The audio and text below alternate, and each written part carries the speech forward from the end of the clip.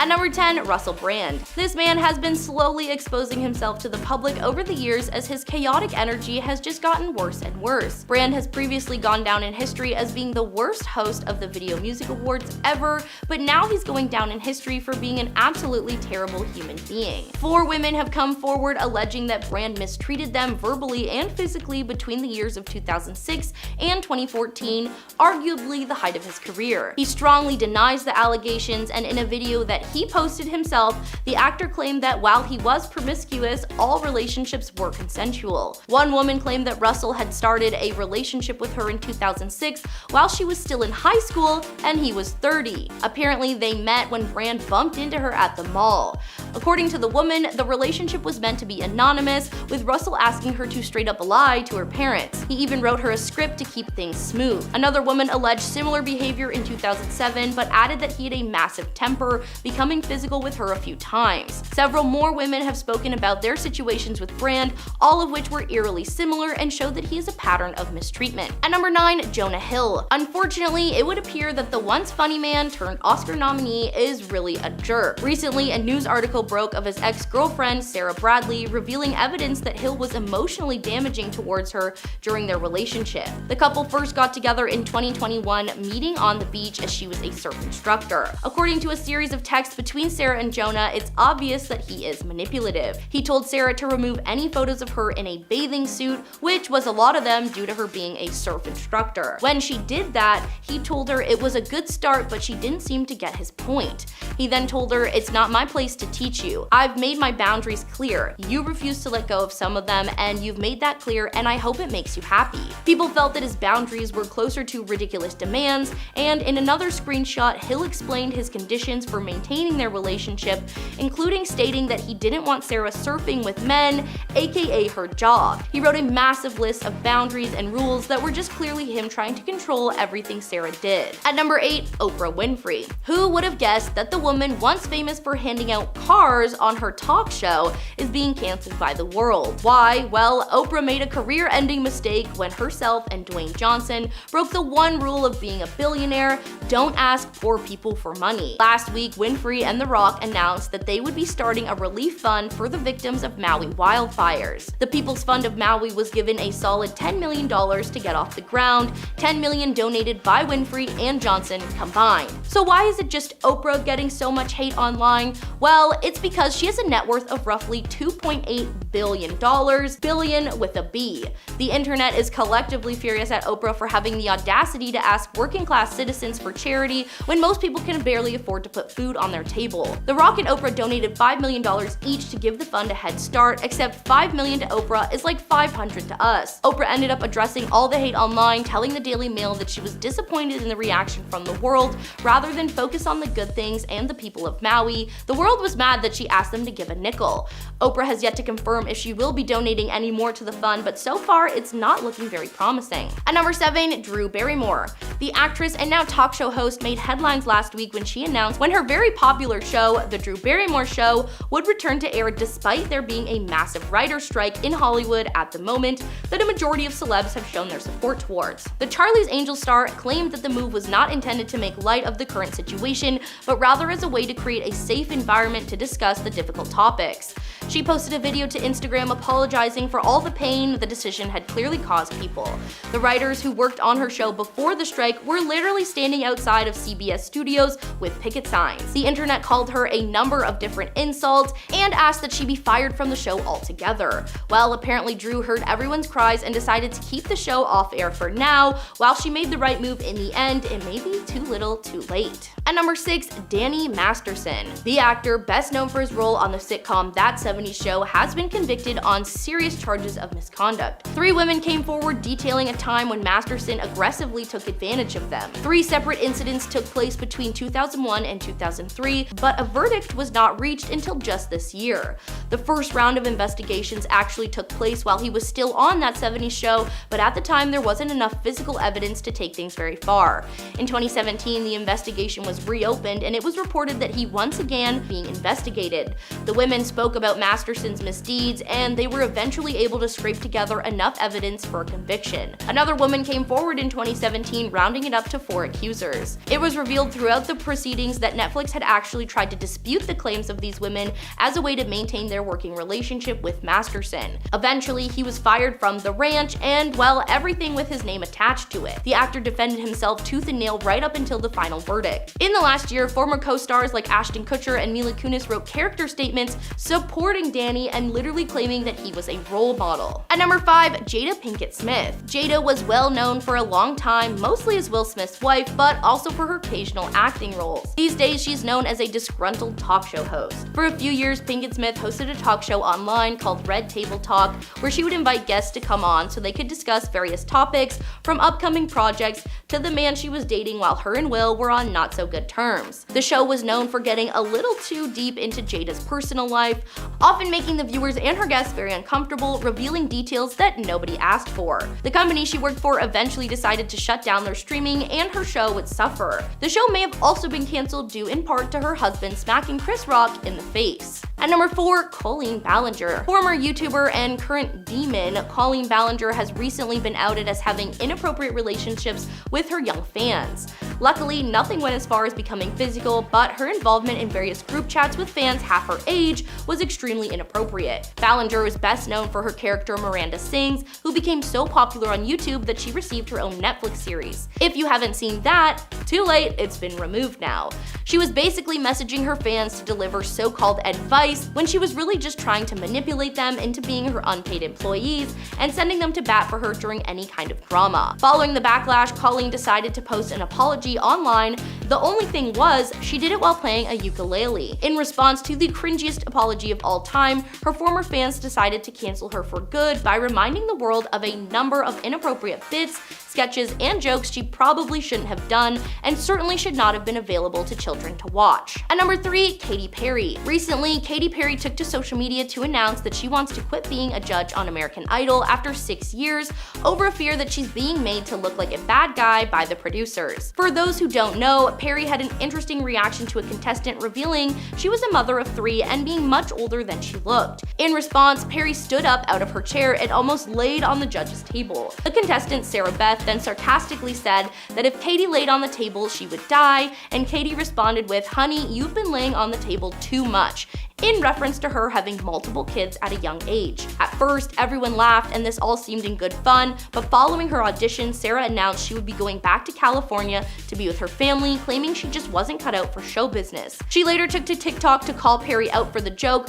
which was shaming her in a number of different ways. Katy has been defending herself since the video, claiming it was not meant to be harmful, but she's made similar comments and jokes to many contestants over the years. At number 2, Justin Roiland. The creator of the adult cartoon comedy series Rick and Morty was on a hot streak at the start of 2023. Rick and Morty had been just renewed for another season. His first-person adventure comedy High on Life was becoming one of the most played games across the country, and oh, then he got arrested for being a jerk. Turns out that this man who made the world laugh was also a man who made women cry. It was revealed that he would be facing 2 separate criminal charges in Orange County, stemming from a domestic incident that took place in 2020 with the woman he was dating at the time. While he denied the allegations at first, several other women came forward to share their stories of mistreatment from Justin, who had apparently been sending them horrific DMs online that varied from pretty tame to the creepiest stuff you've ever heard. Roiland was stripped of his contract with Disney and Hulu, who'd been distributing his series on its streaming services and were funding his most recent projects. Roiland was also replaced on both Solar Opposites and Rick and Morty, with the current news being Dan Stevens is taking his place. And at number 1, Donald Trump. In 2006, Donald Trump was known as a wealthy real estate mogul with a hit reality series called The Apprentice. He was recently married to Melania with a 4-month-old baby. However, reports leaked that Trump was actually in the midst of an affair with adult film star Stormy Daniels after she filed a civil suit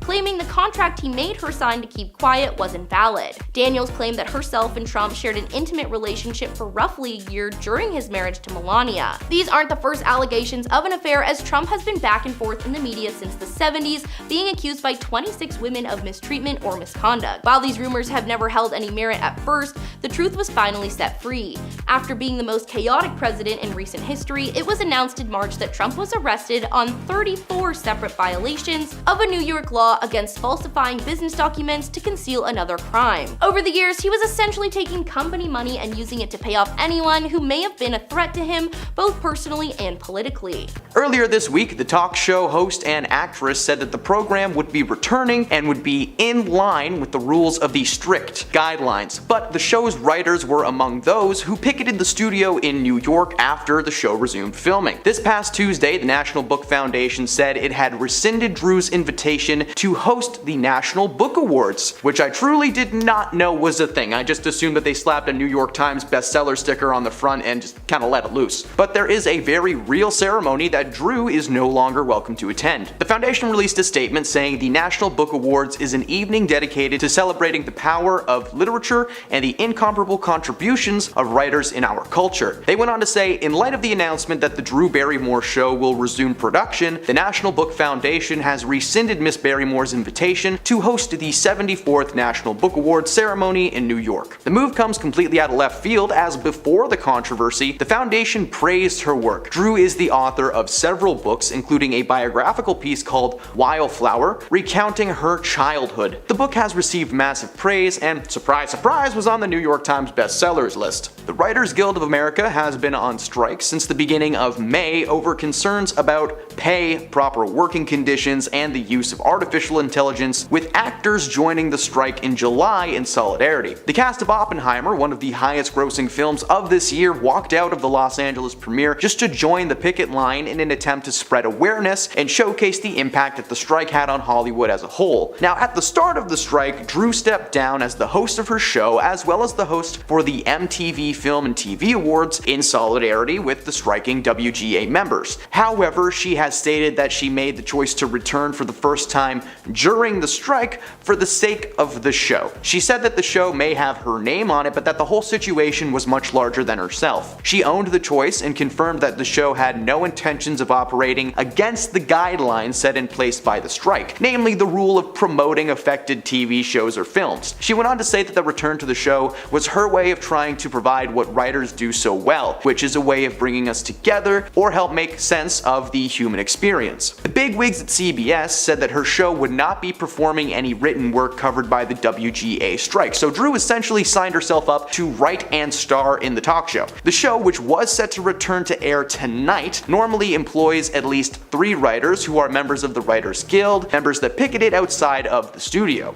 Speaking on the picket line, one former writer, Chelsea White, said, "First and foremost, this is obviously bigger than the Drew Barrymore show and its writers," and she continued to say that they were on the lines to stand with their union and were feeling great and just excited to be surrounded by so many creative minds. Chelsea informed us that Barrymore's show was Writers Guild of America covered. It was a struck show that is planning to return without its writers, which is just a fancy way of saying she really shouldn't be putting it back on. A union representative told the press that the guild has and will continue to picket struck shows that are in production during the writer's strike. Any writing on the Drew Barrymore show is in violation of the WGA rules, something that her team literally said would not happen. What's odd is that Drew's position as a performer on the show was not in violation of anything that the rules had. According to CBS, the show is covered by some different actor's contract than the one that's currently in dispute. So the contract, which covers talk, game, and variety shows and soap operas, was renewed by the union last year. So technically speaking, she's not breaking a guideline, but at the same time she kinda is, because while protected on the hosting side of things, writing her own material is super against the rules. Drew released a 4-minute long apology taking full responsibility for her actions and giving her side as her decision onto restarting the show. She never meant to hurt anyone, as she herself has been through some truly rough situations. She of course acknowledged the pain that she had caused people online and knew that there was nothing that she could say to make this better. She reminded the audience that the show was literally created and premiered in 2020 when we were all supposed to stay away from each other, and it was literally built on sensitivity. But unfortunately, as she said, there is not much that can be said or done done to make things right or solve this problem. The situation is unfortunate. Just to explain a little bit on what's happening with this strike, on March 7th of this year, 99% of members from the Writers Guild of America voted in favor of demands that included calls for increased compensation, better residuals, staffing requirements, and protection from artificial intelligence interfering with their jobs. Negotiations between the union and the Alliance of Motion Picture and Television Production. Who would have guessed that the guys at the top making all the money wouldn't want to share the money with the people who made them rich? That's so shocking. The strike shut down everything in Hollywood. Films like Deadpool 3 were put on ice until the two sides could reach an agreement. The reason Drew Barrymore is receiving so much hate right now is because the strike also put live shows on ice. Saturday Night Live, Jimmy Kimmel, Jimmy Fallon, all of the Jimmys are on the picket lines waiting for their shows to recommence. Around the middle of July, the Screen Actors Guild and American Federation of Television and Radio Artists joined the picket line. All the actors joined in. That's what I mean. That's a long way of saying all of the actors were there now too, and I mean like all of the actors. Chris Hemsworth, the cast of Breaking Bad, Danny Trejo aka Machete, even Cal Penn and John Cho aka Harold and Kumar joined the lines. The failure to reach a settlement has resulted in over $3 billion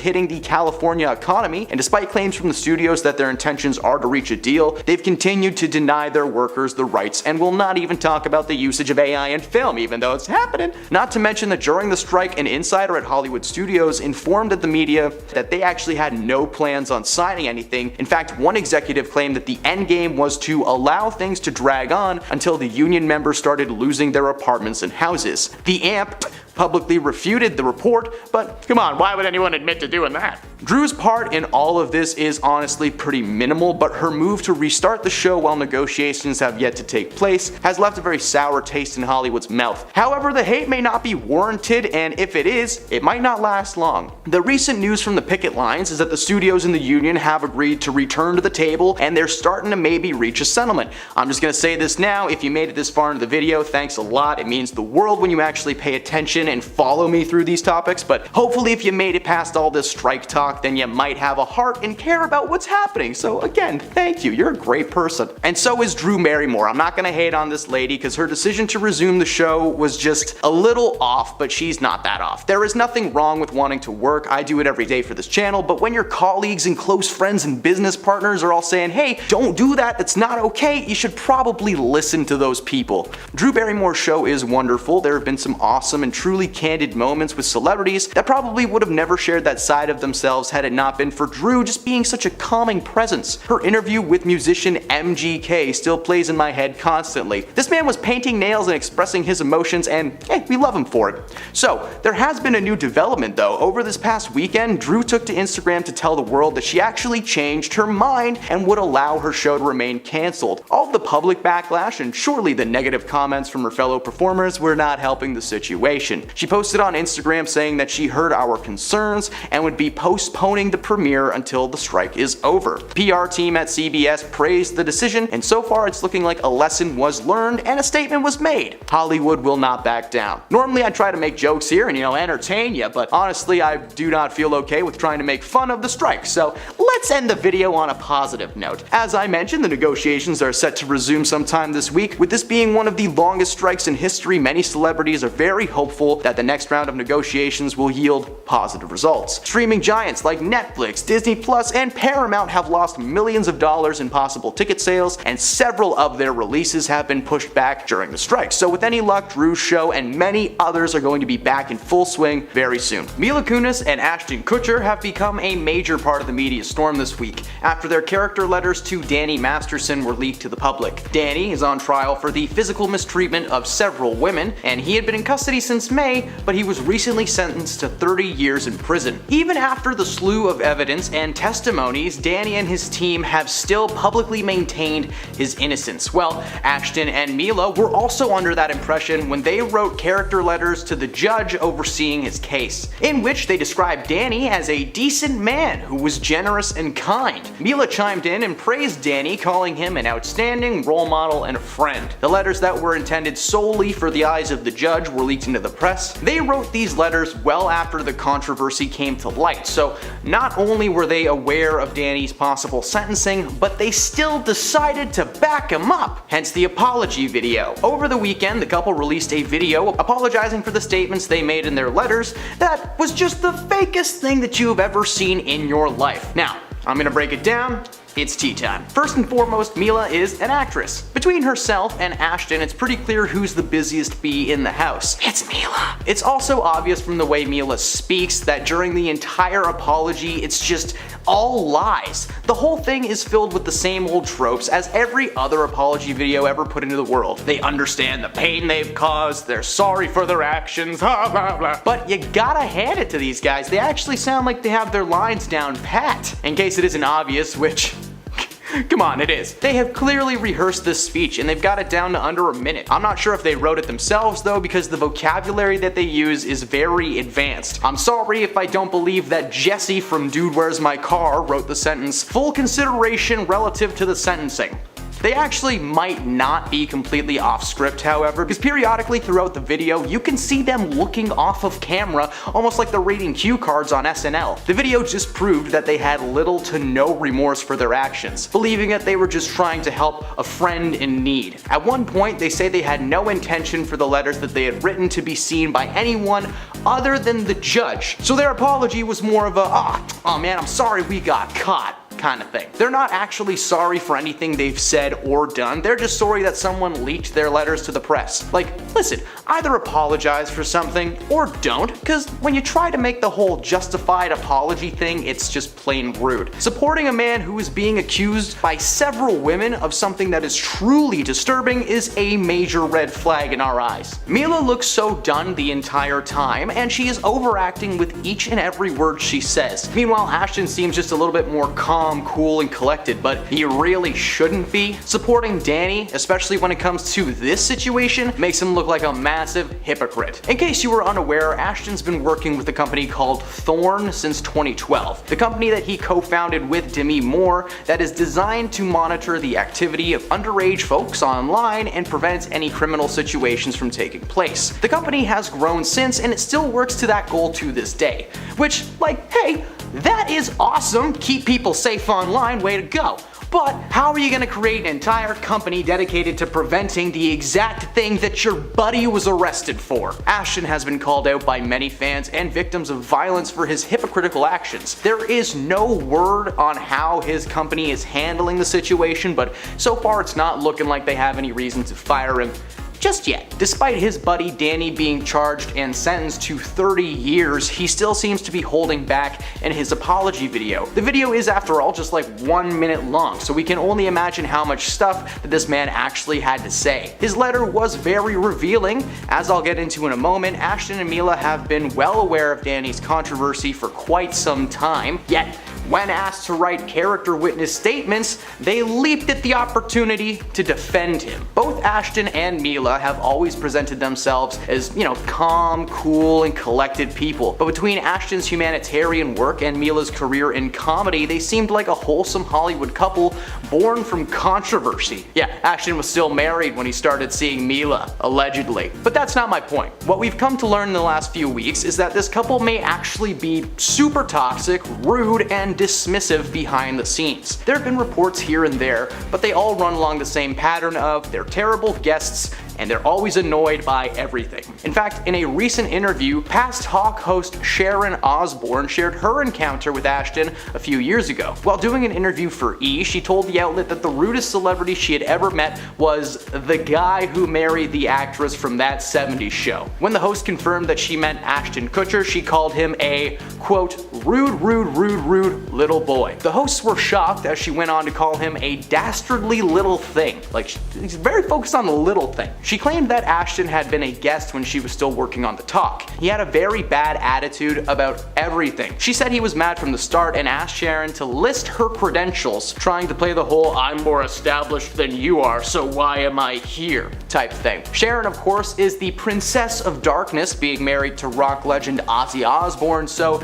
she put Ashton in his place, which he did not like. It would be no surprise to learn that Ashton is a mean man off camera. Think about some of the segments on his prank show Punk'd. We just towed your car away and now you have to take the bus. Yes, you just got punked. That's a real thing that happened to somebody.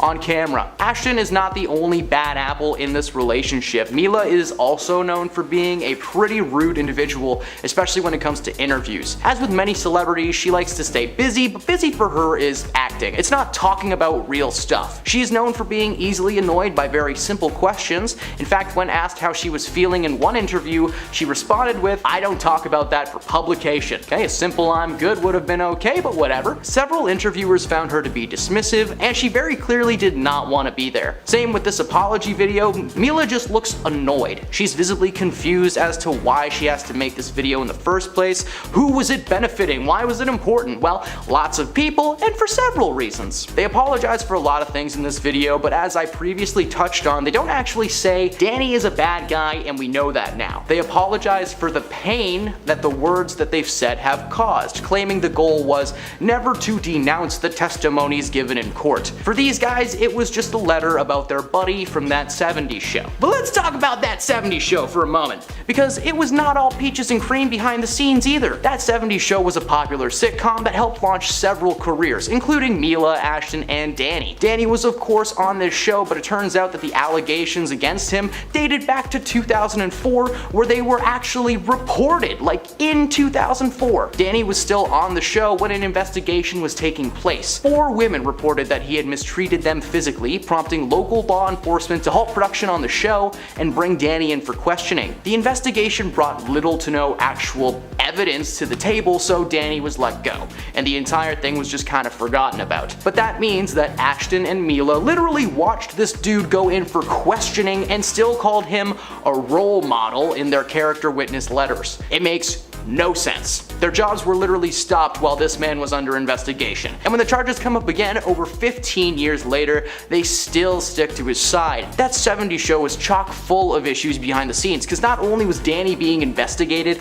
but it turned out that Mila lied about her age just to get a role on the show. But she was already so deep into the run that they just didn't want to write her character out. Just imagine if things worked out differently. That 70s show would have just been 2 buddies in a basement hanging out. Just basically the premise of Dude, Where's My Car? Their letter may not have been intended to call the testimonies of the victims into question or whatever, but that's what happened. Plus, yeah, it's definitely what you were trying to do. The media has been covering this situation for a long time. Danny was brought into custody in May, but the allegations were actually brought up as far back as 2017. Between 2017 and now, Ashton and Mila have still decided that this man is a good dude and a role model. I still can't get past that statement. Role model for what, not doing the right thing maybe? Yeah. The apology only makes the entire situation that much worse. The overacting that takes place combined with the obviously fake apology makes them look even worse than they already are. It was just them telling us how sorry they were that things turned out this way. In an alternate universe, the letters made their way to the judge untouched, leaving Ashton and Mila to live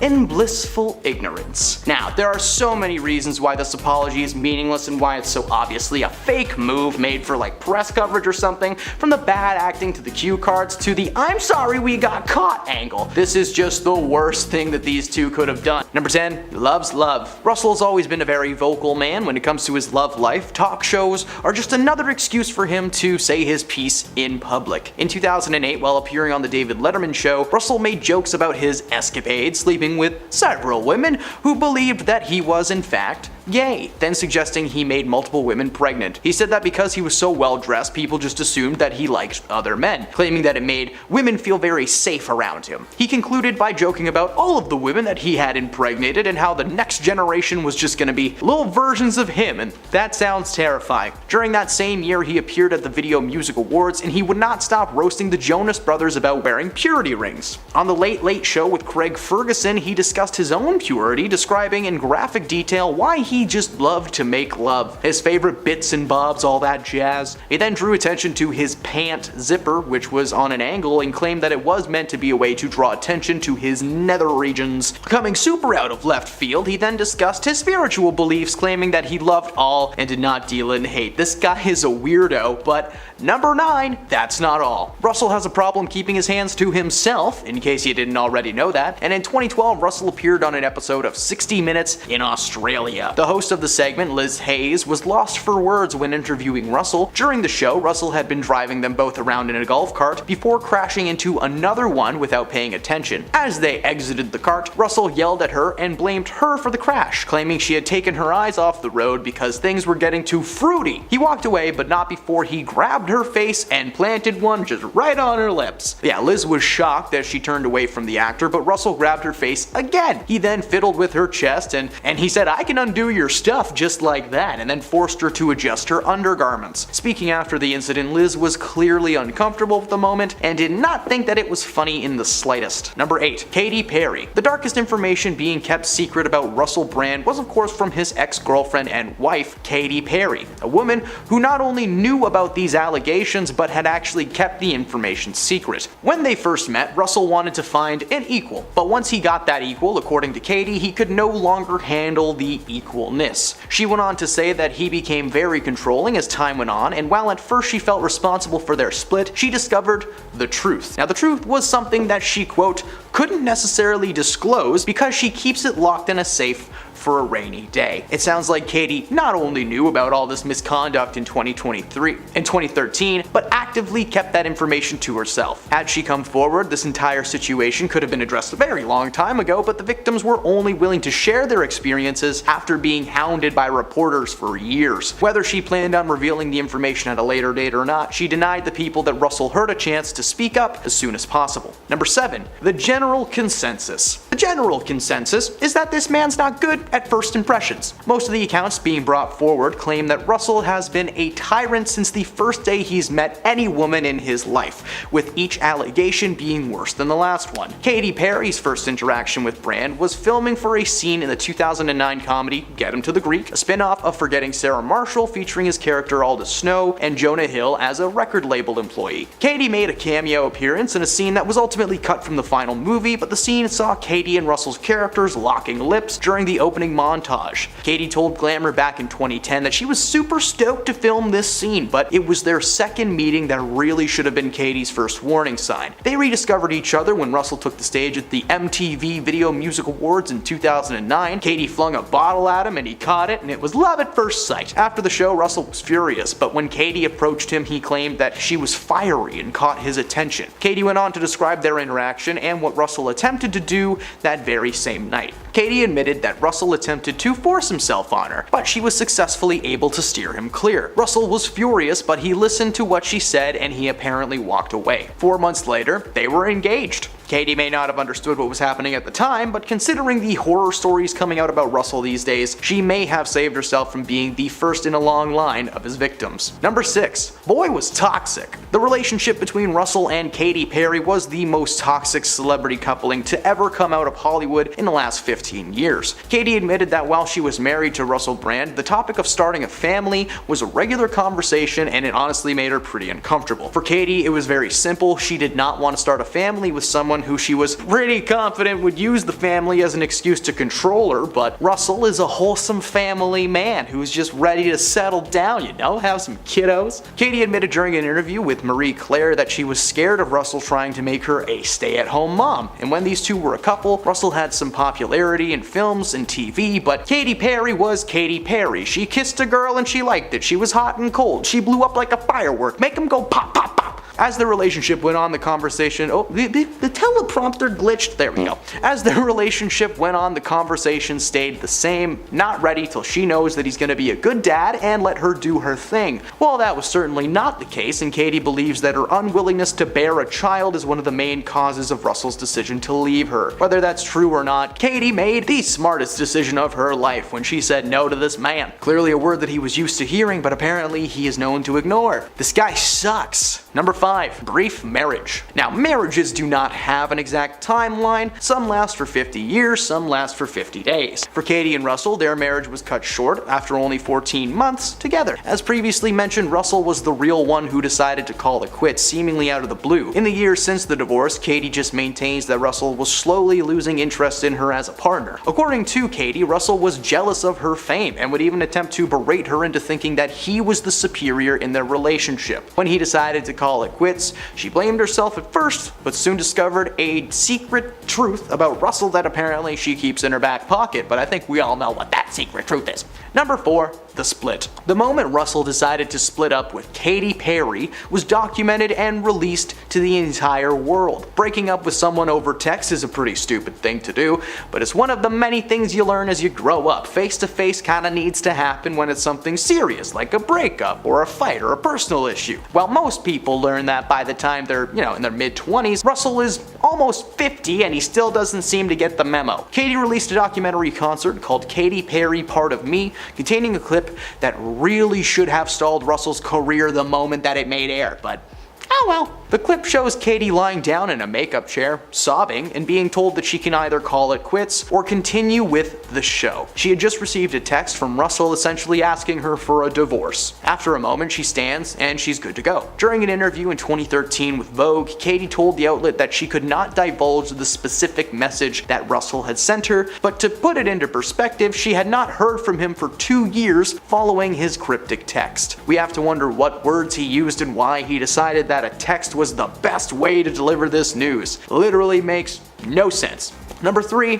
The BBC. BBC Channel 4 News has been a staple in the world of British television for years, and by staple, I mean they're responsible for some of the worst celebrity interviews you've ever seen, but we've talked about that in a previous list. Channel 4 is on this list because they have all the Russell secrets wrapped up into a neat little bow. Not only did the outlet literally help launch this man's career, but they have recently been at the forefront of this media storm thanks to a little documentary centered around Russell that clearly outs him as a vile and disgusting man. He's treated so many people so terribly over the years, with justice finally being served and the proof clearly being in the pudding. We will keep you updated on the situation as it goes, but we'll just keep giving you all these fun updates for now and doing breakdown lists. For instance, the next entry, number 2, Aldous Snow. Aldous Snow is a character that Russell played first in the film Forgetting Sarah Marshall, and then reprising the role in a spin-off called Get Him to the Greek with Jonah Hill. The worst thing about this character is just how easy it is for Russell to get into the character. While doing press for Get Him to the Greek, Russell was compared to his on-screen counterpart all of the time, but he would constantly deny any relation. In fact, during an interview with MTV, he told Laramie Legal that he was much more cool,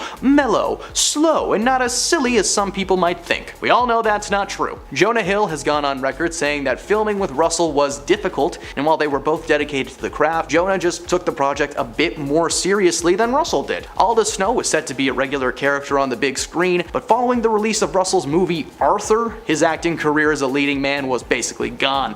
And at number 1, Banished. The comedian turned actor Russell Brand may be best known for Aldous Snow, or maybe Bedtime Stories with Adam Sandler. That's a great movie too. Or you might know him from his fake musical chops with the real fake band Infant Sorrow. But what many people may not know is just how much he really hates the royal family. He took to YouTube to express his opinions and declared that it was ridiculous to have a queen and having to be forced to call her Your Majesty. Well, I don't understand what the problem is with that. It's a term of endearment. He dug his hole even deeper when in his book Revelation, he criticized the queen for her German heritage, calling her a word that I'm not allowed to say on YouTube, and don't Google it. Needless to say, this was a perfectly logical reason to ban Russell Brand from ever entering the palace gates in his entire life. He's actually one of the few celebrities in the world to receive this honor, so it really should have been the first big red flag when it comes to this dude and his misdeeds. But if there's one thing that Russell is well known for, it's his political and religious rants, which are usually pushed onto people without their knowledge or permission. And by that I mean you probably paid good money to see this man live expecting a big comedic performance, but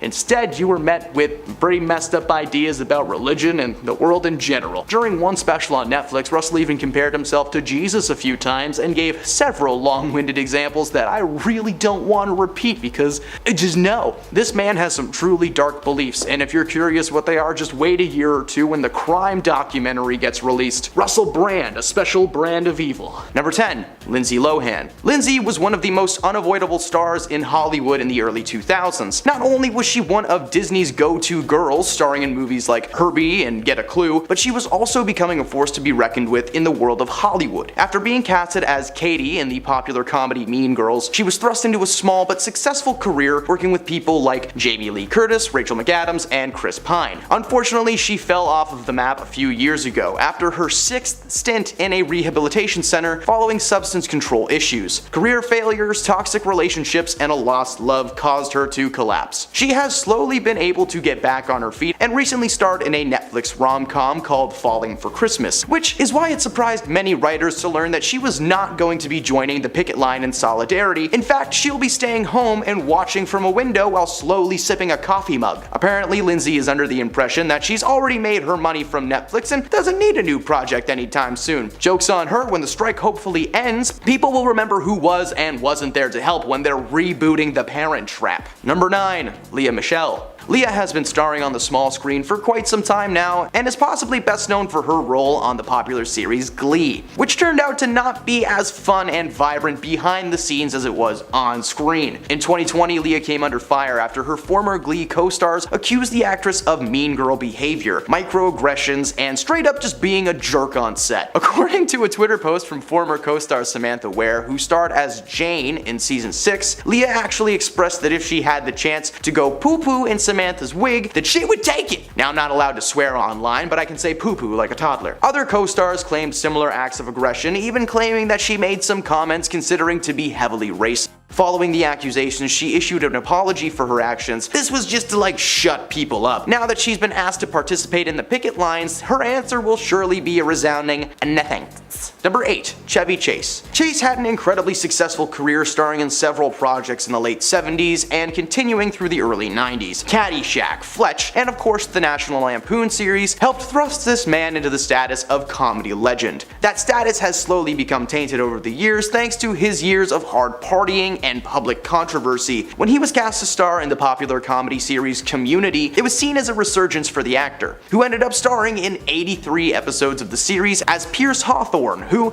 it turns out, had a lot in common with Chevy's real-life personality. Pierce is racist, has old school beliefs on women's place in the world, and he's just overall mean to his friends. One person in particular that he was mean to was the writer and director and creator of the show, Dan Harmon. According to Dan, Chase was impossible to work with, even walking off set during a scene because he didn't like the direction. Dan eventually called him out during a rap party for season 3, but it was so rage-fueled that he was fired for his behavior. Why? Which is probably why season 4 is just so god-awful. He was asked to return for season 5 after the studio realized their mistake and wrote Pierce out of the show. It turns out Chevy was being super racist towards his colleagues, being so jealous of Donald Glover's ability as a performer to the point where he would blow up on him regularly for basically no reason. It should come as no shock that Chevy doesn't give a single care in the world about the writer's strike. He only hopes that Dan is out there melting in the heat. Number 7. Shia LaBeouf. Shia LaBeouf cemented himself as a quality actor following his role as Stanley Yelnats in the 2003 Disney movie Holes. After that, it was nothing but contracts and cocktails for LaBeouf, being casted in movies left and right, from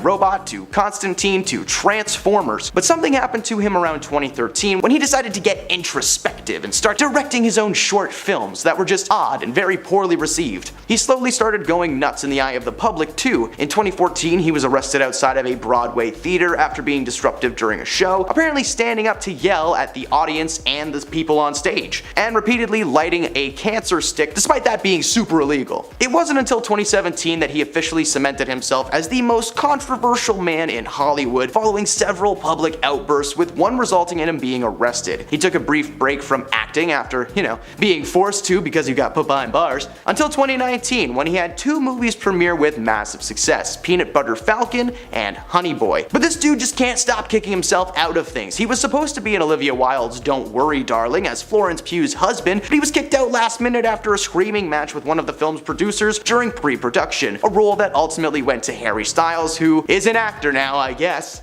Shia wants no part in the SAG strike, and in fact, he has decided to stay quiet and in his little hobbit hole that's hidden somewhere deep in the Hollywood hills. Hope you're comfy, buddy. Number 6. Katherine Heigl. Kathy was once the busiest woman in Hollywood. Between 2003 and 2012, she had starred in several critically acclaimed comedies and rom-coms, as well as working steady on popular TV dramedy Grey's Anatomy. Unfortunately, Catherine doesn't know how to keep her comments to herself. After starring alongside Seth Rogen in the comedy Knocked Up, she became very vocal on the fact that she hated the project and felt that it was a terrible representation of herself and her ability as a female performer. This, combined with her comments about Grey's Anatomy writers being terrible at their jobs and giving her very little to work with, pegged her as a difficult woman to work with. Since then, she not only had a terrible time trying to get new roles, she was also written out of Grey's Anatomy the very next season. When she first got wind of an actor's strike, she had just finished doing an expose on Grey's Anatomy's behind the scenes for Vanity Fair. Her mind was somewhere else entirely, and it appears to have stayed there, as she has no plans to join the picket lines nor support her colleagues in any way, shape, or form. Oh, shocker. Number 5. Casey Affleck. Casey Affleck was pretty busy in the late 2010s. In fact, his dramatic role in Manchester by the Sea gained him the Oscar for Best Actor in 2016. He portrayed the character Lee Chandler, a brooding, irritable loner who works as a handyman for a Boston apartment block. That description is also what many people use when speaking about Casey as a person in general. Apparently, the brother to Batman, Ben Affleck, grew up so deep in the shadow of his brother that all of the personality he had was sucked out of him and left in a jar somewhere in their basement. Since winning his Oscar, he's actually laid pretty low from the world of Hollywood, only starring in a handful of films that varied from being super interesting to just friggin' confusing. What was the snowman? The SAG strike actually comes at an interesting time in his career. Casey is currently set to star alongside several Hollywood heavyweights in Christopher Nolan's latest movie, Oppenheimer, a movie which I literally can't watch for over a week because it's already sold out everywhere. With the massive amounts of cash that this flick is about to make, Casey has decided to just sit back, relax, have a cup of tea, and wait for this all to just blow over. Number 4. Alec Baldwin. Alec Baldwin has been a controversial man for a long time. Well before he accidentally ended someone's life on set of his newest film, Rust, he was spending his time as a tyrant behind the scenes. Several stories have surfaced in recent years of Alec's toxic behavior towards both his colleagues and his family. He infamously yelled at his daughter in a voicemail and called her things not worth repeating. He's also been known to be snippy with people on set, especially towards production assistants. You know, the people who get ya stuff. Since 2021, Alec has been trying to win a court case, claiming that he should not receive any kind of jail time or cancellation as the slaying on set was an accident. In January of this year, he finally faced criminal charges, but will not be made to serve any jail time, despite the sum of 5 years being thrown on that table. Turns out if you're super rich, people just kinda help you get stuff, you know? Isn't that special? So yeah, Alec's not joining the SAG strike anytime soon. Number 3. Mike Myers. Mike Myers is considered to be a Canadian comedy treasure despite having a reputation for being just a very difficult man to work with on set. He may be able to play fun and exciting characters on screen, but it turns out that in the real world he's just an absolute jerk. Not very good at making decisions in his career. Dieter was a German TV host who has an unhealthy obsession with monkeys. The movie was about to be made, but Mike pulled out at the last minute, citing issues with the script that he helped write. He was actually sued by Universal Studios and Imagine Entertainment until they all got together in a room, dropped their lawsuits, and decided to work on a different project. Cat in the Hat. I'm sorry, I should have warned everyone that that was going to happen. There's a picture probably. I'm sorry, I should have warned you there was going to be a photo on your screen of that. Good God. Pretty scary stuff. Ever since he starred in the 2008 comedy The Love Guru, which has aged about as well as the bag of lettuce in the back of my fridge for the last 3 months, his career has taken a noticeably dull turn, now only being casted in small cameo roles or making his own projects happen. As many may know, Mike enjoys playing multiple people on his projects, just in different makeup. He played 8 different characters for his latest TV show, The Pentaveret, which received mixed reviews, but proved that though the writers may be on strike, it will have little to no effect on this man, as he could just grab a camera, grab some wigs, and make his own darn movie. Number 2. Thomas Gibson. Thomas worked on the popular television series Criminal Minds for 12 seasons before he was suddenly fired by the studio. The Criminal Minds cast revolves fairly often, with most actors choosing to leave the show after only a handful of either episodes or whole seasons. Now, Thomas's character Aaron Hotchner wasn't actually written out of the show officially until episode 6 of season 12. The writers decided that his character would go into witness protection, which is pretty tame considering what they probably wanted to write. Thomas was fired from the show after an on-set physical altercation took place between Gibson and one of the show's writers/producers. The incident apparently took place after a disagreement during an episode of the show that Gibson was directing. So, if you think about it, jamming him in the witness protection program is better than jamming him in like a trunk or something. According to his fellow actors, that wasn't the first time Gibson had gotten physical on set. He had previously gotten into a dispute with an assistant director from the show and was forced to attend mandatory anger management counseling that clearly didn't work. Needless to say, Gibson's opinion on the strike is simply, suck it up, buttercup, do what I say. And at number 1, Nicolas Cage. Nicolas Cage takes our top spot on this list. Why? Well, this guy's been working so much in the past few years, he's literally sitting on a pile of cash right now. He has had several movies released with enough success to give Cage a chance to take a chill pill from the acting world. While the Writers Guild is striking, Nick is at home sifting through a pile of scripts that have been on his desk since 1991, labeled worst case scenario. Maybe, I don't know his life, probably pretty messed up if you think about it. This strike is definitely the last thing on his mind because it's just so full of other random nonsense, so he's probably not going to be out there anytime soon. Number 10, Russell Brand. This man has been slowly exposing himself to the public over the years. His chaotic energy has just gotten worse and worse as time's gone on. This guy has gone down in history as being the worst host of the Video Music Awards ever, but for now he's going down in history as being an absolutely terrible guy. 4 women have come forward alleging that Russell mistreated them verbally and physically between the years of 2006 and 2014, which was arguably the height of his career. Brand strongly denies the allegations, and in a video that he himself has posted claimed that while he was promiscuous, all relationships were consensual. One of the women who came forward claimed that Russell had started a relationship with her in 2006 when she was still in high school and he was 30. Apparently, they met while Russell bumped into her at a shopping center and proceeded to search/critique her purchases. According to the woman, the relationship was meant to be anonymous, with Russell asking her to straight up lie to her parents. He even wrote her a script to keep things smooth. Another woman alleged similar behavior in 2007, but added that he had a massive temper, becoming physical with her a few times. Several more women have spoken out about their situations with Brand, all of which are eerily similar and show that he has a pattern of some serious mistreatment. He will probably deny these allegations until the day he passes away, but the news has left his career up in smoke. Number 9. Would you mind just scrolling down, please, Chris? Thank you.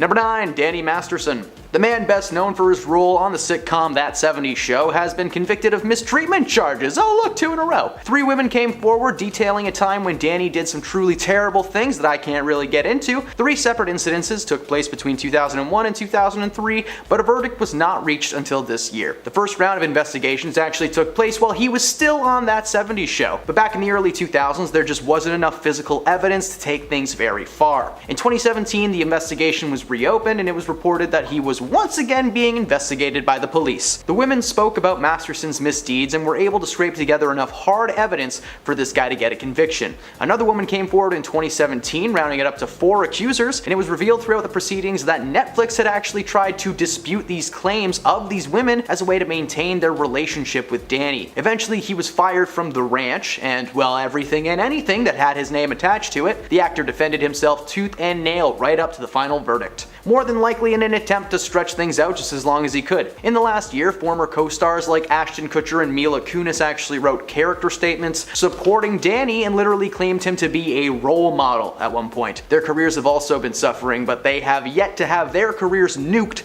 like Danny has. Number 8. James Franco. James Franco exists in this little bubble of public exile for using his powers for evil. The man behind some iconic characters like his portrayal as Tommy Wiseau or his role as Harry in Spider-Man, and so many more, just made this guy seem like he was on this long, successful career path, especially following his multiple collaborations with his longtime friend Seth Rogen, as well as a few more turns in like serious roles like True Story alongside Jonah Hill. Apparently though, James has a problem with keeping his hands to himself, when it comes to his acting students especially. In 2018, 5 female students at a Studio 4 acting school in North Hollywood told the Los Angeles Times that Franco had parlayed his position to exploit them physically. 2 of those women sued Franco, and he was forced to settle outside of court and fork over $2.23 million. At the time, he was writing, acting, and starring in a show for HBO, which he was allowed to stay on and finish while it was being cancelled anyway. Not only did fans call for the cancellation of this series, but the public outcry forced his buddy Seth Rogen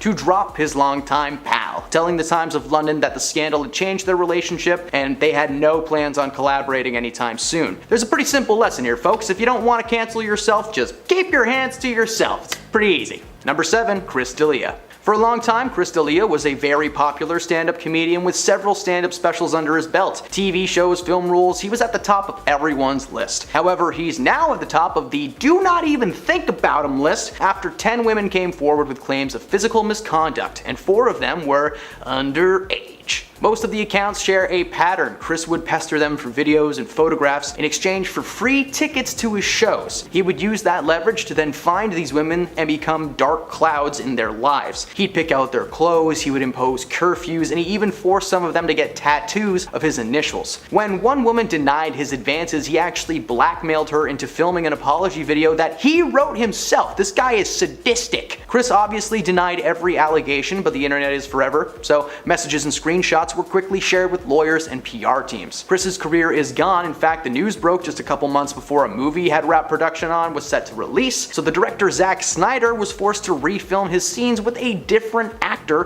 costing millions of dollars, but it was well worth it to scrub his final performance from streaming services. Number 6. Louis C.K. There's not much to say about this man. He was once a giant in the world of comedy. He had his own show with his name on it. He was in movies and live shows. This guy was a very busy man, but apparently he was also busy being the creepiest creep to ever live. Hours before his film I Love You Daddy was set to premiere, it was pulled from theaters, and it turns out that Louis was being cancelled and publicly outed as a few things that I'm not allowed to say on the internet, so let's just call him slimy. For many years, Louis would use his status as a boss and a comedian to intimidate and mistreat his female counterparts. He would take women aside and ask them if they'd like to watch him feed his geese, as Bubbles would say. Even when they would say no, he would just whip it out and just do it anyway. Several women recounted him blocking their exit as he did this thing and physically forced them to watch. This man was rightfully fired from every TV show and film ever. His comedy tour was cancelled, his agent dropped him off of a cliff, and he is now the slimiest man in Hollywood. Number 5.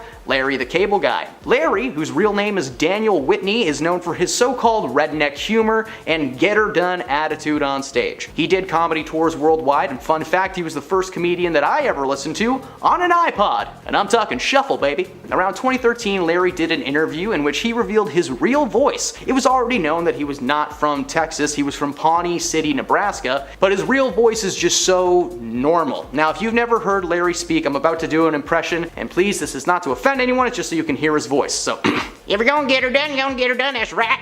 But he sounded more like, if you're gonna get her done in real life. When his real voice was revealed, roughly 60% of his audience turned on him. He was faking a voice that was a real accent for a lot of people. His comedy was relatable to them, but he was just pretending the entire time, and it felt like he had been making fun of them. In case you haven't noticed, he no longer stars in the sequels to things. Who could forget Tooth Fairy 2? Number 4. Michael Richards. Michael is best known for his character Cosmo Kramer on the legendary sitcom Seinfeld, but nowadays you might know him from his racist tirade at the Laugh Factory in Los Angeles. In 2006, Michael was filmed dropping some pretty rough comments in front of a crowd of people who just wanted to hear some jokes. Instead, they heard Cosmo shout the N-word over and over and over again at a man in the crowd. He also made some racist remarks that I'm not going to repeat online or ever. The video went viral, being broadcasted on news networks across the country. Michael apologized for his actions, claiming that he was heckled by someone and that it sent him off. Throughout the tirade, many of the audience members weren't sure if he was trying to be funny or if these were his genuine thoughts, but by the end it was obvious that it was unscripted and uncalled for. Number 3. Roseanne Barr. In the late 80s, Roseanne starred in a sitcom titled after herself, and she starred alongside some Hollywood heavyweights like John Goodman in a series that followed the couple's everyday life as a working-class family. The show aired for 230 episodes and eventually got canceled in the 90s, but the show was eventually revived in 2018 as the same wholesome content just for a new generation. Unfortunately for Roseanne, sitcom producers have Twitter. Her show was quickly recanceled only a few hours after it was announced that it was coming back because Roseanne posted a tweet about Valerie Jarrett telling the world that she was the product of Planet of the Apes and a certain brotherhood having a baby. It's pretty dark. She later apologized for the tweets, but the damage was done. ABC Entertainment President Channing Dungey said in a statement that Roseanne's Twitter statements are abhorrent, repugnant, and inconsistent with their values. Barr defended her tweets, saying that they were not racist but in fact a joke. Hey Roseanne, those can be the same thing, doesn't make it any better. Number 2, Ellen DeGeneres. Ellen had one of the most successful daytime talk shows of all time until 2020, when her show became overwhelmed with accusations of a toxic work environment from former employees. They were claiming that Ellen's happy exterior was nothing more than this fake thing that she put on to keep the audience on her team. A bit of proof came when she accused Dakota Johnson of not inviting her to a birthday party, and Dakota told her that she actually did do that and never got a notice from anybody except for her producers that said she did not want to attend. Fans started questioning the awkward moment and the cracks began to grow bigger and bigger. Eventually an article was released containing testimonies from several former employees with just too many stories for it to be fake. Ellen canceled herself by denying every single thing that she was being accused of, and instead of acknowledging her faults and missteps as a boss, she just kinda canceled her show completely out of the blue.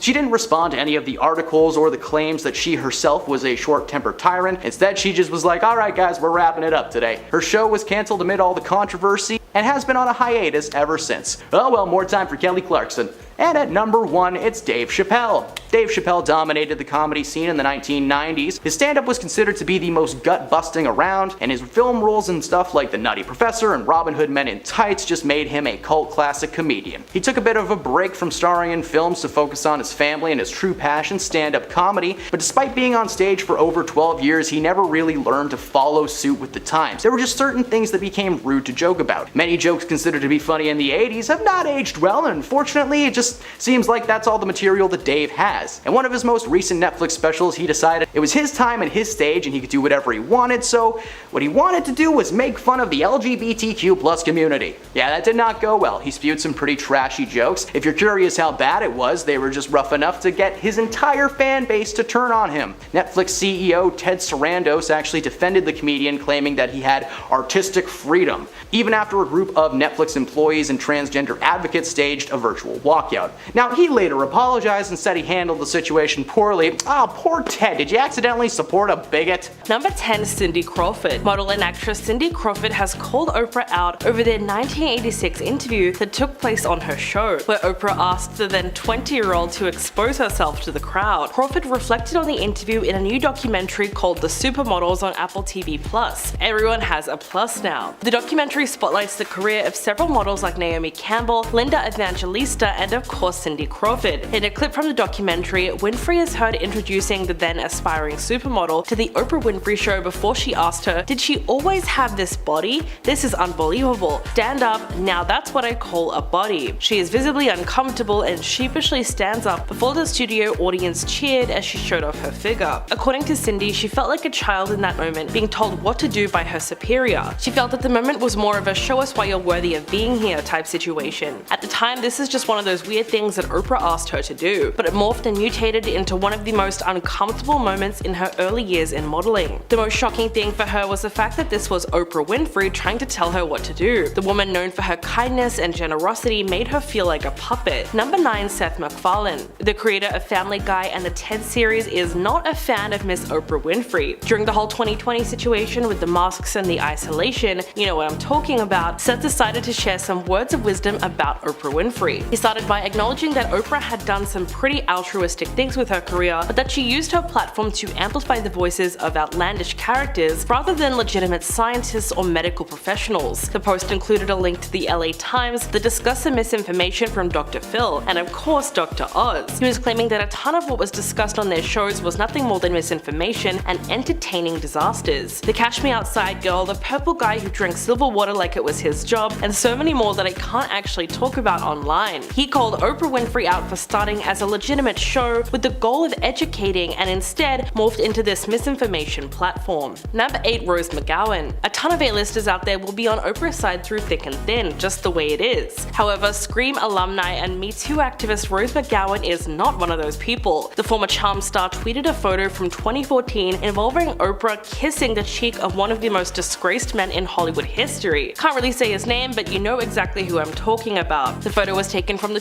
2014 Critics' Choice Movie Awards. She posted about on Twitter that she was glad to see the ugly truth about Oprah coming to light, and she said that she wished Oprah was real, but sadly she was not. According to Rose, she is as fake as they come, #lizard. Winfrey claimed that she did not know what was going on back then and regretted being so close to such a terrible man. A terrible man that I really wish we could talk about, but nope, that's not happening. Number 6. Kid Rock. So Kid has never really been shy about his opinions on anything, especially when it comes to Oprah. A while back, Kid Rock was escorted out of his own steakhouse in Nashville for ranting about Oprah in an alcohol-fueled tirade. He told TMZ that his PR team actually tried to get him on Oprah at one point, and apparently Oprah's team wanted Kid to write down 5 reasons why he loved their show. He then said F that and threw away the offer. Over the following years and to this day, he has tweeted his opinions and feelings towards Oprah, with the big summary being that he just doesn't vibe with her, literally saying that he could not explain why. Well, maybe it was because he didn't believe that she was nice or charitable, but that he was certain that she was secretly a menace, and look where we are now. Number 6. Mel Gibson. There has been a ton of misinformation spread across the internet since this whole Oprah situation has gone down. For a while, people really believed that Jason Momoa and Tom Hanks had inside information on Oprah, and that it needed to be shared with the world. But that was all a lie, and neither of those people ever said a word about Oprah. Another celebrity brought into the mix for some reason is Mel Gibson, a man fueled by controversy. For the past few weeks, clips and comments have been making their way across the globe, alleging that Mel Gibson has the inside scoop on Oprah's secret agenda, ready to share it with the world. But that once again turned out not to be true. In fact, it was just someone who really loves using AI to try and make content. In fact, Mel has spoken out about claiming that he has never received inside info on Oprah, and that he was fairly neutral on this so-called hate towards her. Number 5. Seal. This man may be known for his vocal chops, but he should also be known for meme-making abilities. Just days after the Golden Globes, Seal posted a meme on Instagram consisting of several photos of Oprah Winfrey cozying up with a man who I will not be naming. He's a guy who produced half of Quentin Tarantino's movies and was a main character of the Me Too movement that happened back in 2017. He and Oprah were photographed spending time together, and one photo even made it look like Oprah was pushing singer Rita Ora towards him. Seal captioned the image saying a bunch of stuff that I just cannot quote, but the meme itself read, "When you have been part of the problem for a decade, but suddenly they all think you are the solution." Well, I'm not sure how deep this feud goes, but on the surface it seems like Seal has been trying to warn us that something is up for years. Number 4. Ice Cube. Ice may have gotten his career thanks to his epic music chops, both as a solo artist as well as during his time with the NWA. But these days you probably know him as the guy from Ride Along or 21 Jump Street. Ice Cube started acting in movies in 1991, debuting in the film Boys in the Hood as Doughboy. He continued to act over and over again, starring in movies like Friday, Anaconda, and Are We There Yet? His dislike for Oprah comes from the fact that while he has starred in several films and has become more widely known for those films, she's never actually invited him onto the show. She's even asked his co-stars to appear rather than himself on multiple occasions. In 2006, Ice Cube expressed his frustrations, saying that his barbershop co-stars Cedric the Entertainer and Eve were all invited onto the show while he was left on the sidelines. He pointed out how crazy that is, the fact that she's had all these people with dark pasts and convictions, plus if he wasn't a rags to riches story, then who was? We did get a little piece of that story in the film Straight Outta Compton in 2015, a film that received massive critical success and that was never mentioned on Oprah's show. Number 3. Jason Momoa. Aquaman, the enemy of Don Torito, and now the man speaking out on the Oprah Maui scandal, Jason Momoa is a gifted actor and by all accounts a gifted person too. Recently, several news outlets have claimed that Jason is on the opposing side of the fund. According to these outlets, Jason posted a video to Instagram where he addresses the fires and offers his own support to the victims. While never mentioning anyone by name, he mentions that some may use this as a way to exploit or make profit, but that is not his intentions. The clip went viral, and as you can guess, many outlets were interpreting everything that they could, with the big headlines being Jason Momoa calls out Oprah for wildfires. While not completely inaccurate, the general consensus is that there is no bad blood between these people. Jason has yet to specify who would actually be profiting from this, but since the backlash, he has been posting videos on a regular basis, updating his followers on the situation, and also his position in assisting with things so far. Of course, Jason has donated money to the People's Fund and has also teamed up with Dwayne Johnson to do public functions and collaborations to raise awareness and scrape together as much money for the people of Maui as possible. Number 2. Ludacris. Ludacris appeared on Oprah in 2004 to promote the film Crash. He claimed that Oprah ambushed him with criticism about hip-hop lyrics instead of talking about the critically acclaimed movie that he was there to plug.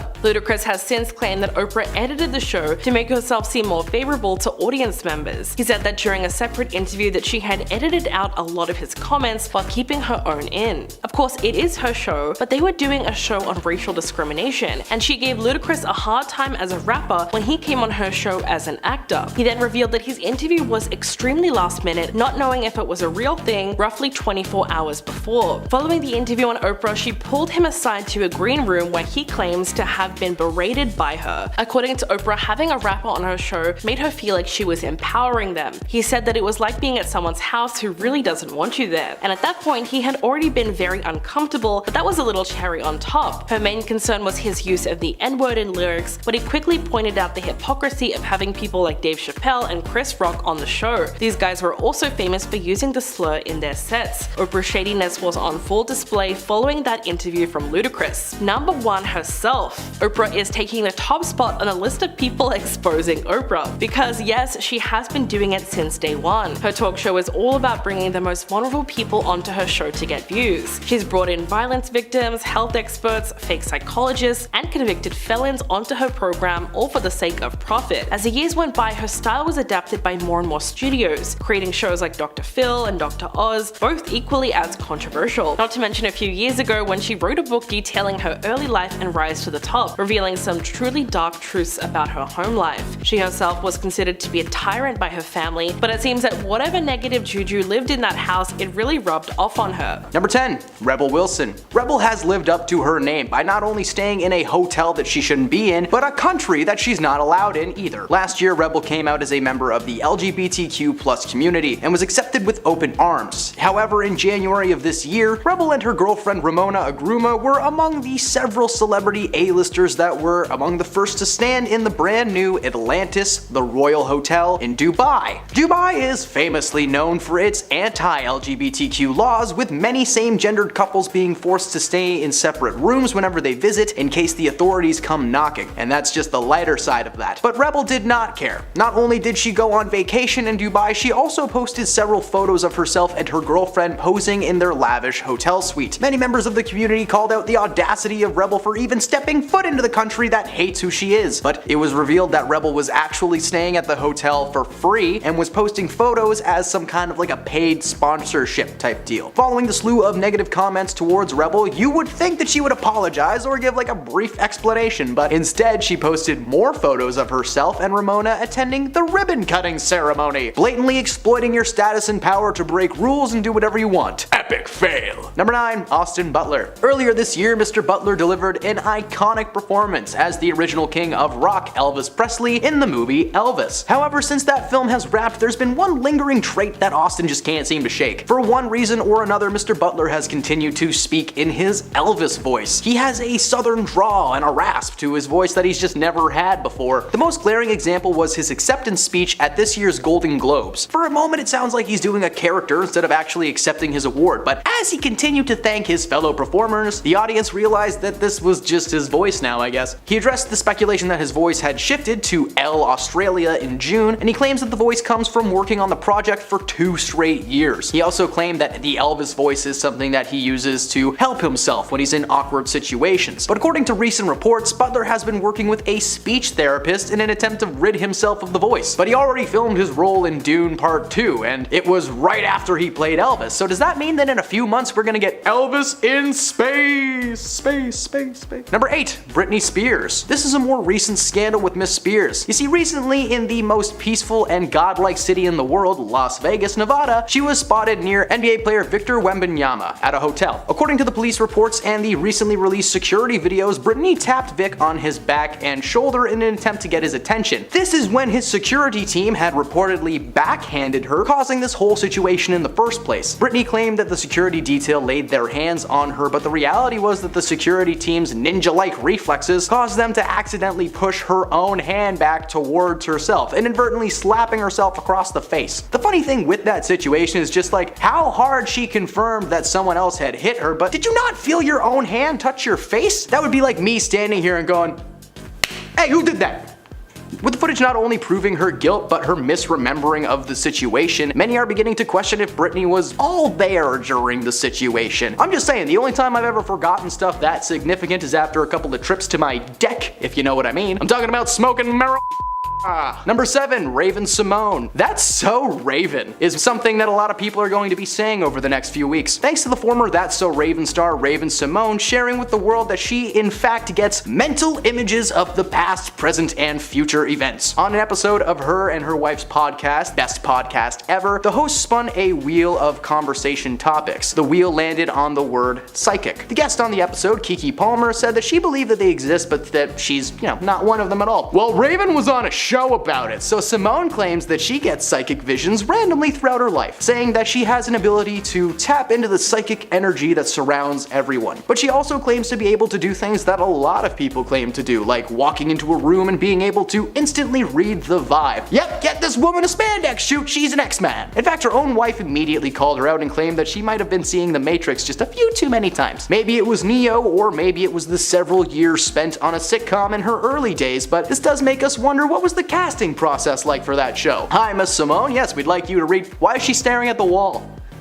Oh my god, she's perfect! Number 6, Kylie Jenner. Kylie Jenner could be on this list for numerous reasons, but today we're going to be focusing on the fails of this year. Oh wait, no, there's still plenty to use. The one that we're going to cover today is about an accidentally dark theme that she had during her kid's joint birthday party. One of the photos showed Stormi under a sign that said Stormy World, which was clearly inspired by her father Travis Scott's album Astro World. She received a massive amount of backlash, referring to the 2021 Astro World Festival crowd surge that caused 10 people to lose their lives. Not only was this in bad taste, not only was it a fail, but 1 month earlier, Kylie announced that she had named her new 11-month-old son Air.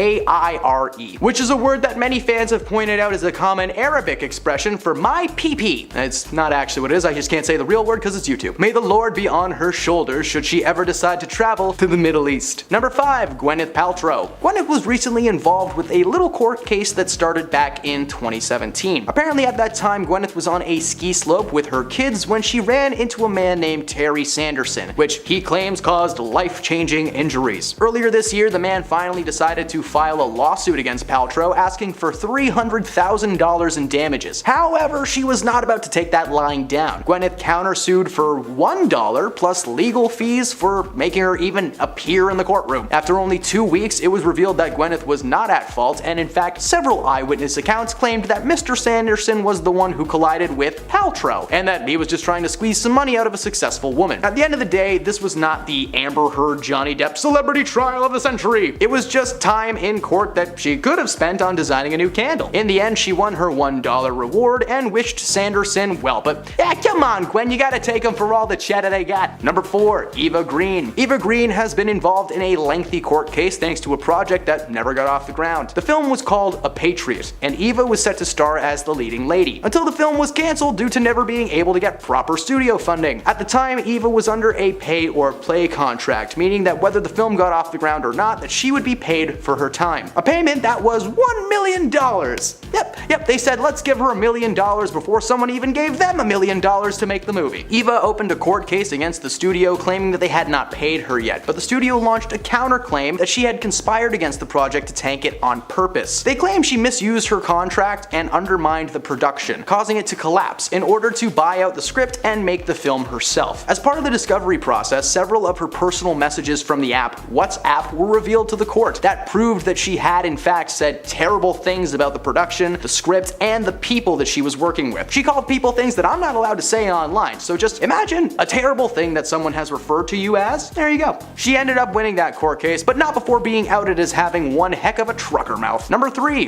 Kendall Jenner. Another Jenner to grace this list, Kendall has been called out for her epic fail at using Photoshop. After posting several pics to Instagram in February, fans noticed something strange with pic number 4. Kendall had hands that appeared to either be melting or stretching out like she was a werewolf. The image is clearly edited in some way, but was done poorly. Not only do her fingers look long, and honestly it's terrifying to look at, but someone actually forgot to Photoshop in open eyes. She looks like she is letting out the most stress-relieving fart of all time. Regardless of how the pictures were supposed to turn out, they revealed that she not only edits most, if not all of her pics, but she needs to watch a tutorial or something. Seriously, her hand looks like the leg of a dog. Number 2, Justin Roiland. The creator of the incredible adult cartoon comedy Rick and Morty was on a hot streak at the start of this year. Rick and Morty had just been renewed for another season. His first-person adventure game, High on Life, was becoming one of the most played games across the country.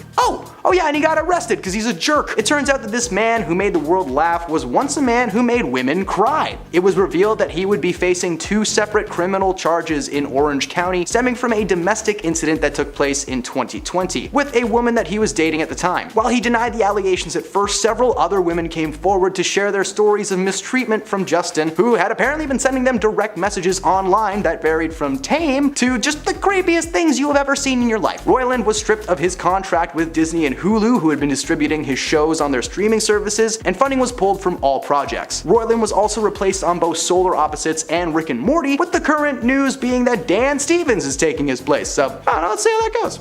And at number 1, Colleen Ballinger. Former YouTuber and current demon Colleen Ballinger has been outed as a of her young fans, and I'm not talking about cutting dogs' hair. Colleen is best known for her character Miranda Sings on YouTube, who became so popular that she received her own Netflix series. And I'm sorry if you haven't seen that, it's long gone by now. Following the slew of cancellation and backlash from the world, she tried to save face but failed miserably. Colleen decided to post an apology online, and she did apologize while playing a ukulele. After this woman is shown to be a literal monster, she thought that it would be appropriate to go out and sing about it.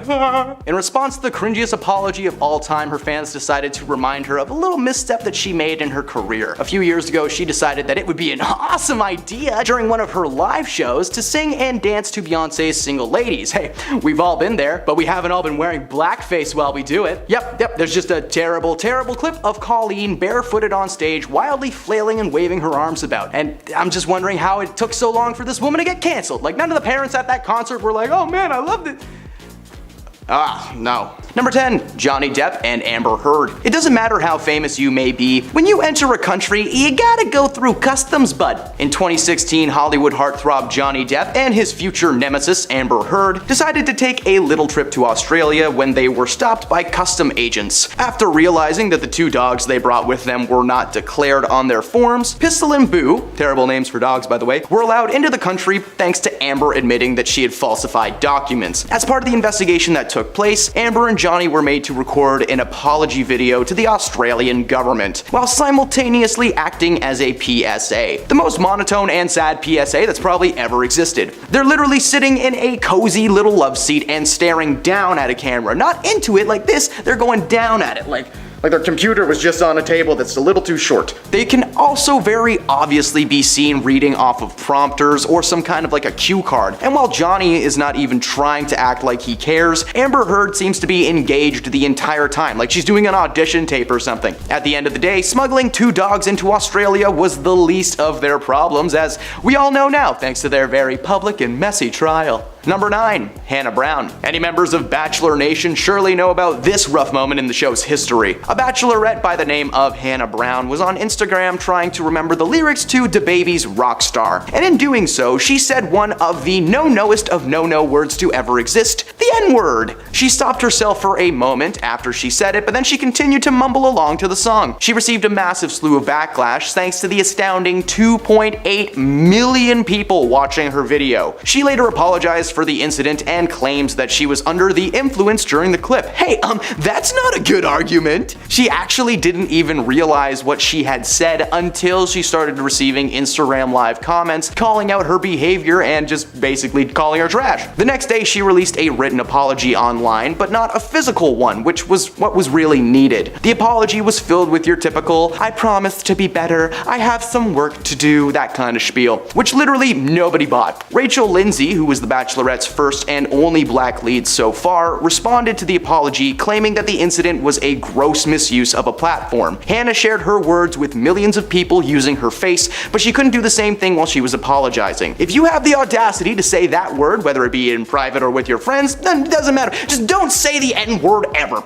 Do what I do when I'm singing along to songs like that. Say ninja. Or say nothing at all. Just don't sing those songs. Number 8. Logan Paul. A warning to any of our squeamish viewers, this story is a little wild, so check this out or skip it. Logan Paul, a man now known as WWE Superstar, was once actually a famous YouTube star. With millions of subscribers, his channel's popularity quickly skyrocketed in the early 2010s. Until one day, Logan and his friends decided to go to a famous forest in Japan to film a camping challenge video. A forest that is unfortunately famous for the tragedies that take place there. Many lives have ended in the forest, and some were self-inflicted. Now, while venturing in the forest, Logan and his crew spotted a recently deceased individual just hanging from a tree, and instead of alerting the authorities and cutting the cameras, he acted like it was the wildest thing he had ever seen, all the while wearing a hat designed to look like one of the little green guys from Toy Story. This dude is a child! If you want proof that he is, just watch his apology. Actually don't, I'll just save you the trouble. He actually shouted at the body in the tree, asking if it was okay and if they were fooling with them. They stood there filming for over 30 minutes before finally leaving the forest. The video was not demonetized and it received massive backlash. At the beginning and end of the clip, he urges any viewers suffering from mental health issues to seek help, blatantly exploiting the situation. Many viewers felt traumatized by the video and began drowning his channel with negative comments. He released an apology in which he claimed to face a monsoon of negativity, that he doesn't do it for the views, that he just gets them, and he actually spent a good chunk of the video sadly telling the audience how popular he is. Literally, he sat there just like, I'm sorry, I'm just so famous, it's not my fault people like me. Needless to say, nobody cared for the apology and his YouTube career was in the dumps. But the world wrestling entertainment industry doesn't care what you did, so get over there, you little scamp. Number 7. Roseanne Barr. Actress Roseanne Barr was set to star in a revival of her hit sitcom Roseanne in 2018, but that show was abruptly cancelled when she decided to post a racially fueled rant on Twitter. According to Rosie, though, it wasn't her fault. The TV star made inaccurate and inappropriate claims about Valerie Jarrett, who was a former advisor to Barack Obama, and claims the only reason she actually went ahead and posted anything was because of the copious amounts of sleeping pills she had taken. She apologized at first, but through the apology, she just defends herself by saying,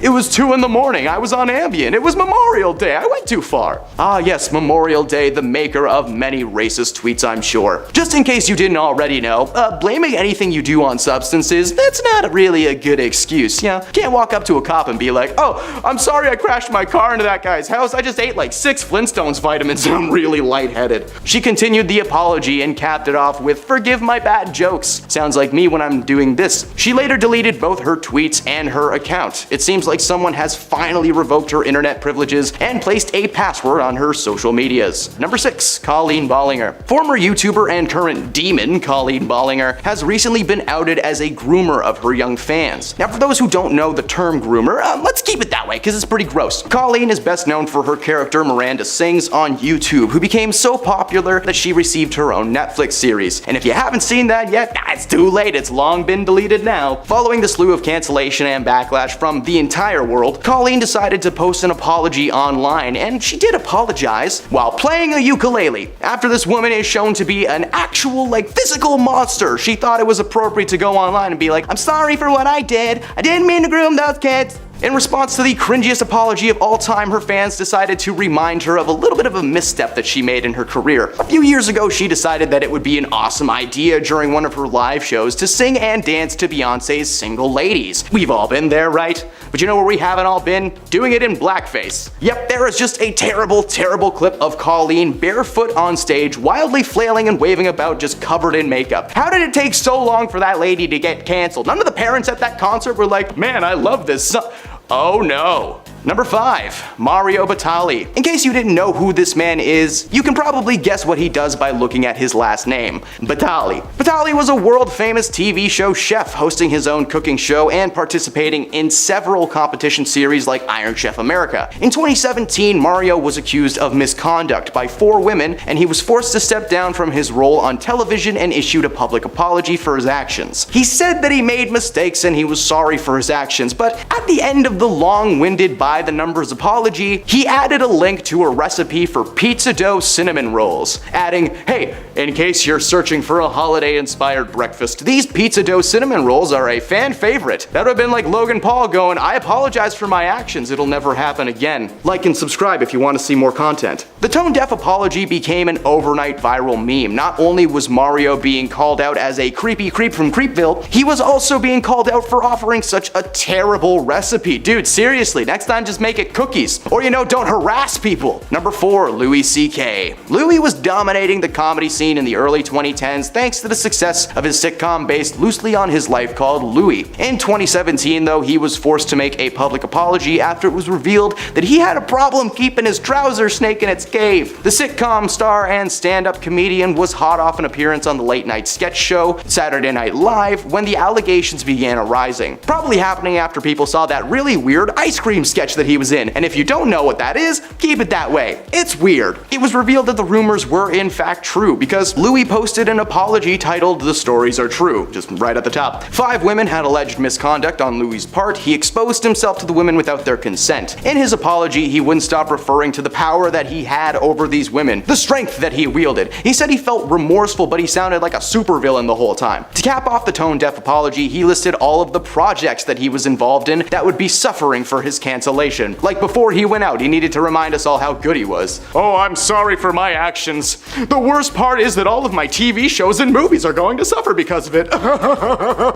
Suck it up, buddy. Number 3, Justin Timberlake. In 2004, a wardrobe malfunction shook the world, because it was 2004. Nothing crazy had really happened yet. The two were performing together during the halftime show at the Super Bowl when Justin accidentally exposed Janet's left nip to the audience. According to Justin's team, he was only meant to remove a rubber part of the costume to reveal a red lace bra. MTV released a statement claiming that the situation was unrehearsed, unplanned, and inconsistent with the assurances they had about the content of their performers. Very, very by the numbers. They claimed that they had no idea that this was even happening until the very last minute. In fact, for some reason, Janet received most of the backlash for the event when it was Justin who was the one that exposed her to the crowd. Janet released a public apology, basically absolving MTV of any wrongdoings. But Justin's apology was just a little harder to watch. At that year's Grammy Awards, Justin took the stage to accept an award for the Best Male Pop Vocal Performance for Cry Me a River. And in order for him to be allowed on stage, he was actually made to issue a public apology for the events at the Super Bowl. It was the most by-the-numbers apology ever recorded, to the point where he literally says, "What occurred was unintentional, completely regrettable,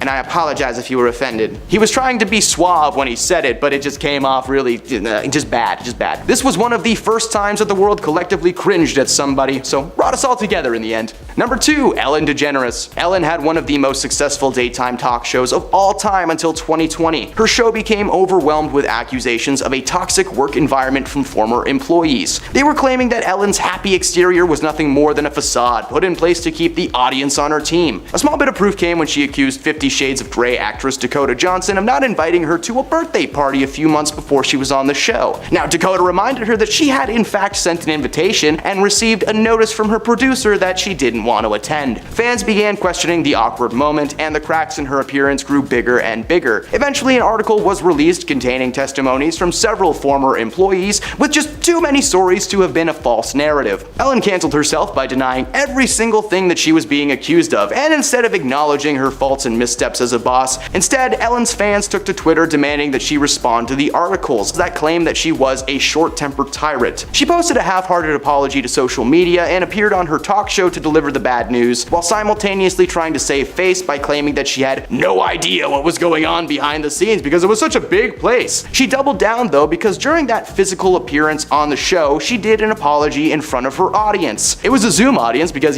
no go inside places back then, so she literally edited in laugh tracks and applause during her apology.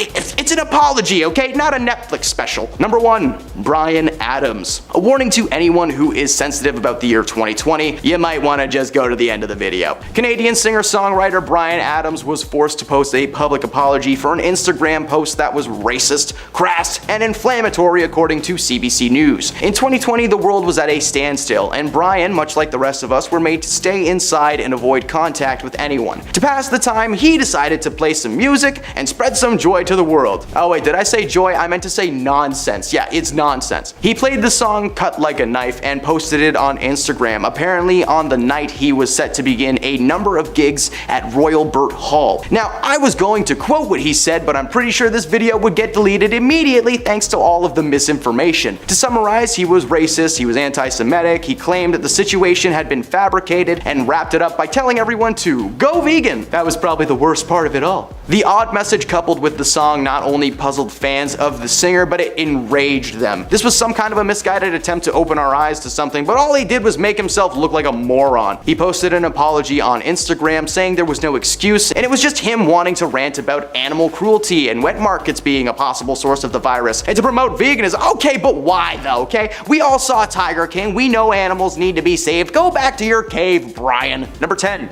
The hypocrisy. Lizzo may have been a public advocate for body positivity, but as part of the lawsuit being brought against her, it seems like all of that positivity may have just been some act that she was putting on to make herself more universally loved. Now, I am not a small man. In fact, I have what many people consider to be a dad bod, and I'm cool with it. So I'm not dismissing the notion that we should love and respect ourselves, but like, she made it a massive part of her personality on camera when it sounds like the only body she actually cared about was her own. According to her dancers, Lizzo regularly shamed her team and made them feel that they were too large or gaining weight, with several dancers confirming these allegations. Liz made several posts over the years spreading the positive body image, but now she's being called out for being a massive hypocrite, which she 100% is. That's like the government telling you not to do something when they just do it anyway. They would never do that.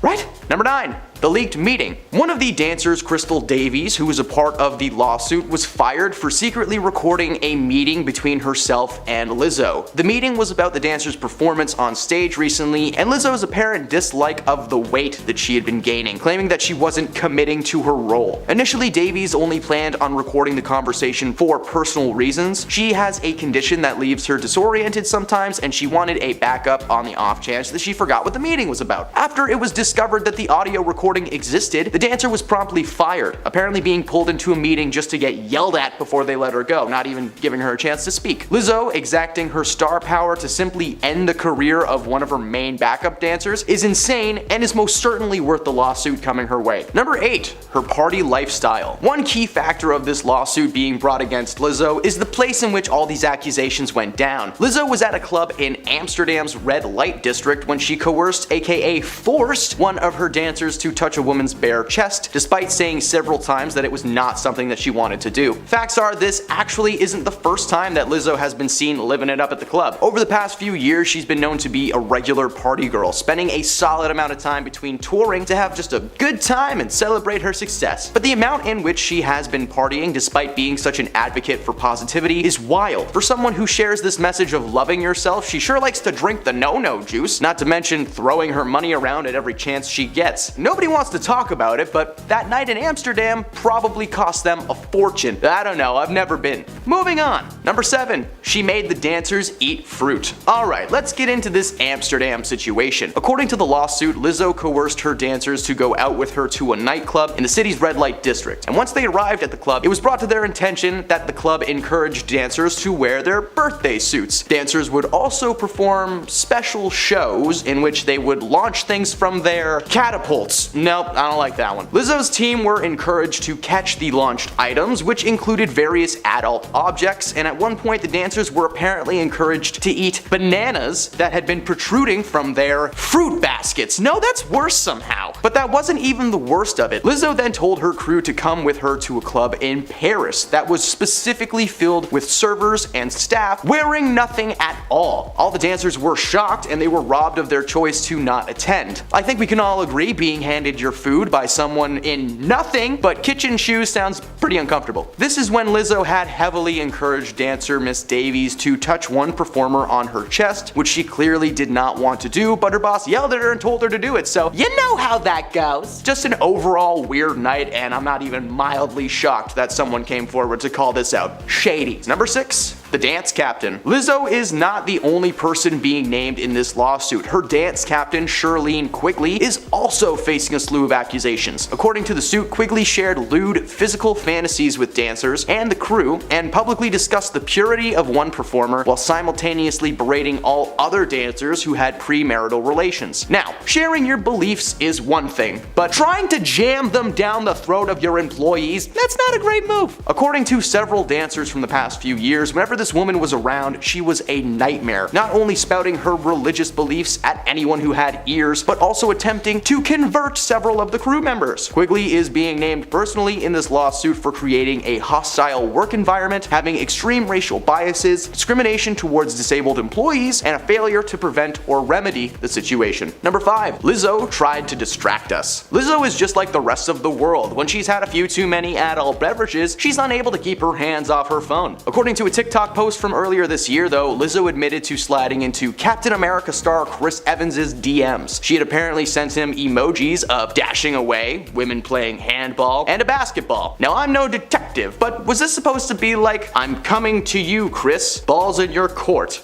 Who knows what she meant. But to follow up that message, she released a TikTok in which she lip-synced to an audio clip. You know, that thing that makes people tons of money for doing absolutely nothing on an app. I was going to quote it, but I can't physically type things from TikTok because my brain starts to twitch, so it's my least favorite app in the world right now, and that includes Flappy Bird. The fact that she openly admitted to not only overindulging in no-no juice, but also directly suggesting that Chris's butt, his ball is in her net. I don't know what the emojis mean. Many fans believe she brought this to their attention to save some face when the official lawsuit was released, possibly knowing that this was coming for quite some time. Number 4. Her TV show. Now, Watch Out for the Big Girls is a TV show that only recently came into my life thanks to doing research for this video. The series premiered last year and follows Lizzo as she hunts for confident women to join her world tour as dancers. In fact, among the many cast members on the show were 2 of the 3 plaintiffs in this case, Ariana Davies and Crystal Williams. The show is just one of the many tactics that she seems to have used to make herself look better when the truth got revealed. Despite the show being a search for new talent, it turned into some kind of like a shield that she could use. How could Lizzo be so mean when she had a whole show dedicated to giving people jobs? Well, following the news of the suit, many people have called to question why Lizzo would work on the project when she's such an advocate for body positivity. Well, with no word from Lizzo yet as to her side of this story, the world is quickly canceling her from society, and we may just end up having to add her to our top 10 destroyed careers of 2023. Number 3. The hostile work environment. Lizzo created an extremely hostile work environment according to the plaintiffs, with several examples that have been backed up by former dancers and even some people involved with the documentary that she was trying to get off the ground. According to the plaintiffs, Lizzo made them work ridiculous hours, including up to 12-hour rehearsal days, and one of the dancers recounted an experience of having to use the washroom and being forced to do it in her pants while rehearsing so that she didn't lose any time. Like, Lizzo,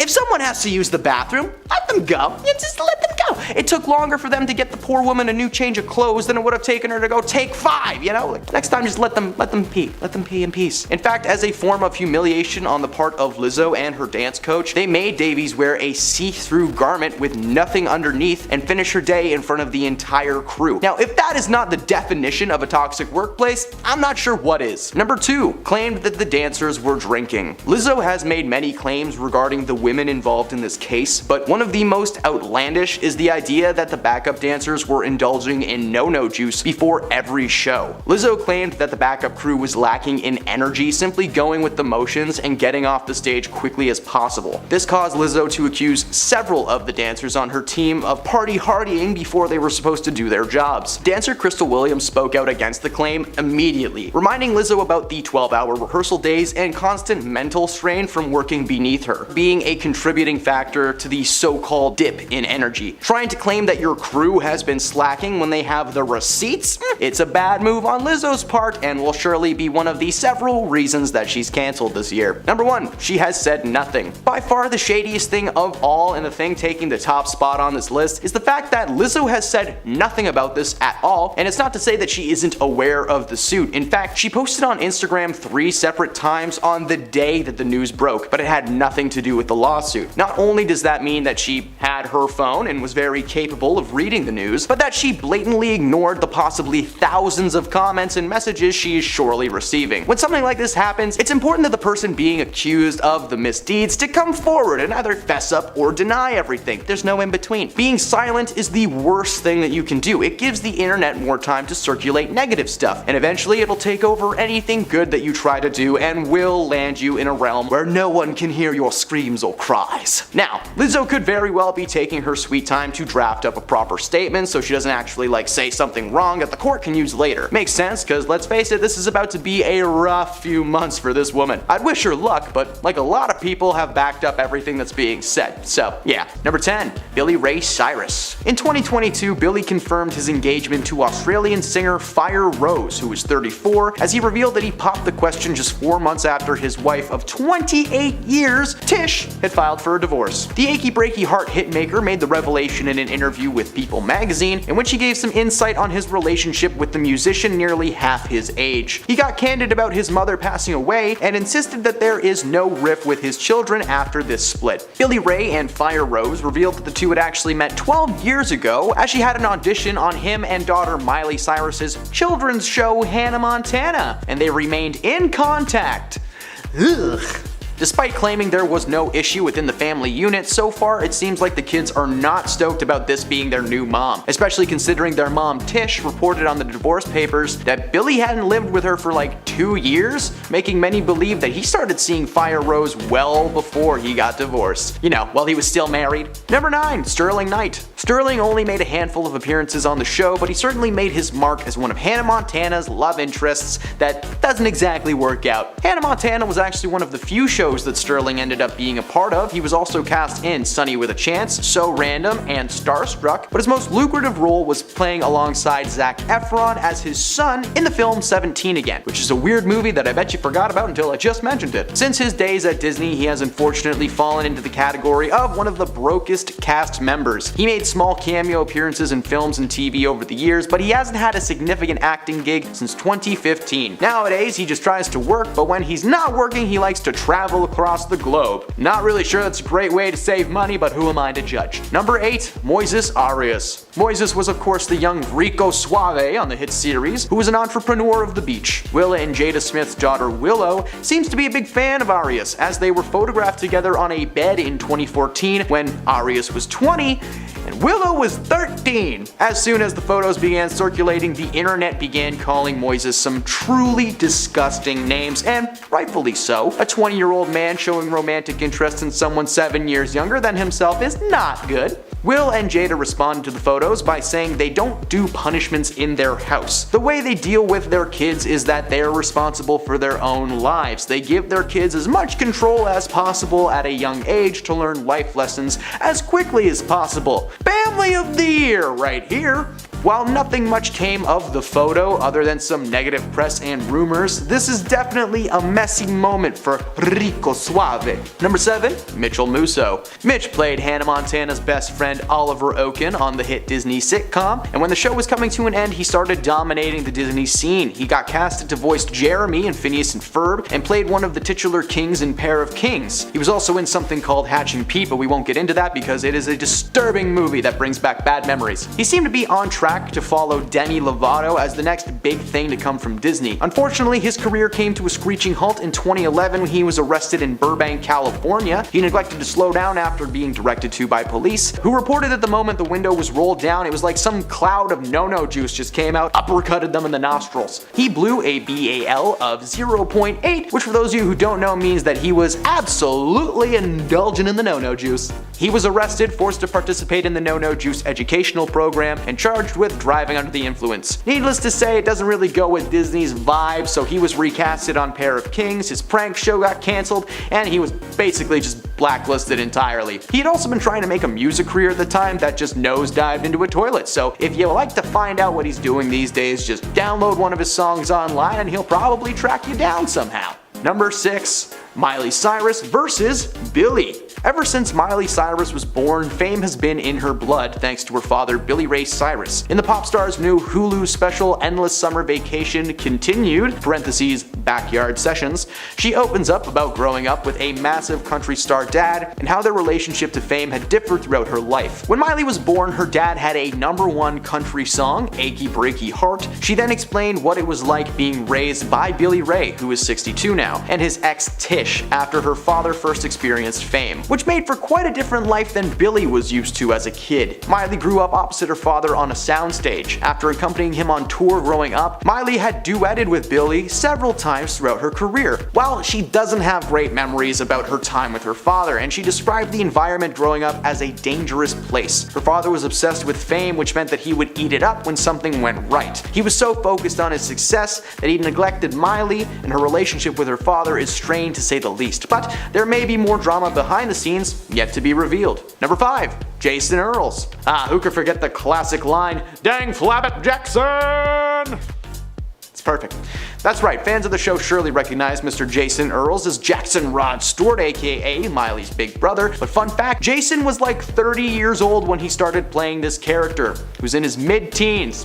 Good for you, dude. He was a lovable goofball who always had something going on. This man was literally the physical embodiment of ADHD. I love him. Following his time on the show, he nabbed the role of Sensei Rudy Gillespie on the hit Disney XD series Kickin' It, which it was genuinely one of my favorite sitcoms as a kid, and the show centered around Rudy running a Bobby Wasabi dojo, which was a failing karate studio in a strip mall. The show ran for 4 seasons before suddenly being cancelled in 2015, and Jason was left wondering where his next check was going to be coming from, or what his next job was going to be. Following Kickin' It, Jason ended up taking an unplanned hiatus from the acting world, a hiatus that finally ended in 2022 when he returned to the acting world in the Disney Plus show High School Musical, the series. It really needed to workshop that title a little bit better. Apparently though, he's been involved with that show beyond the screen since it first aired as a mentor to the young actors. Jason is considered to be a Disney darling and currently teaches the next generation how to be just as energetic and chaotic as he was. Number 4, Shanika Knowles. Now I know what you're thinking, and no, despite sharing the same last name, she is not related to Beyonce and Solange,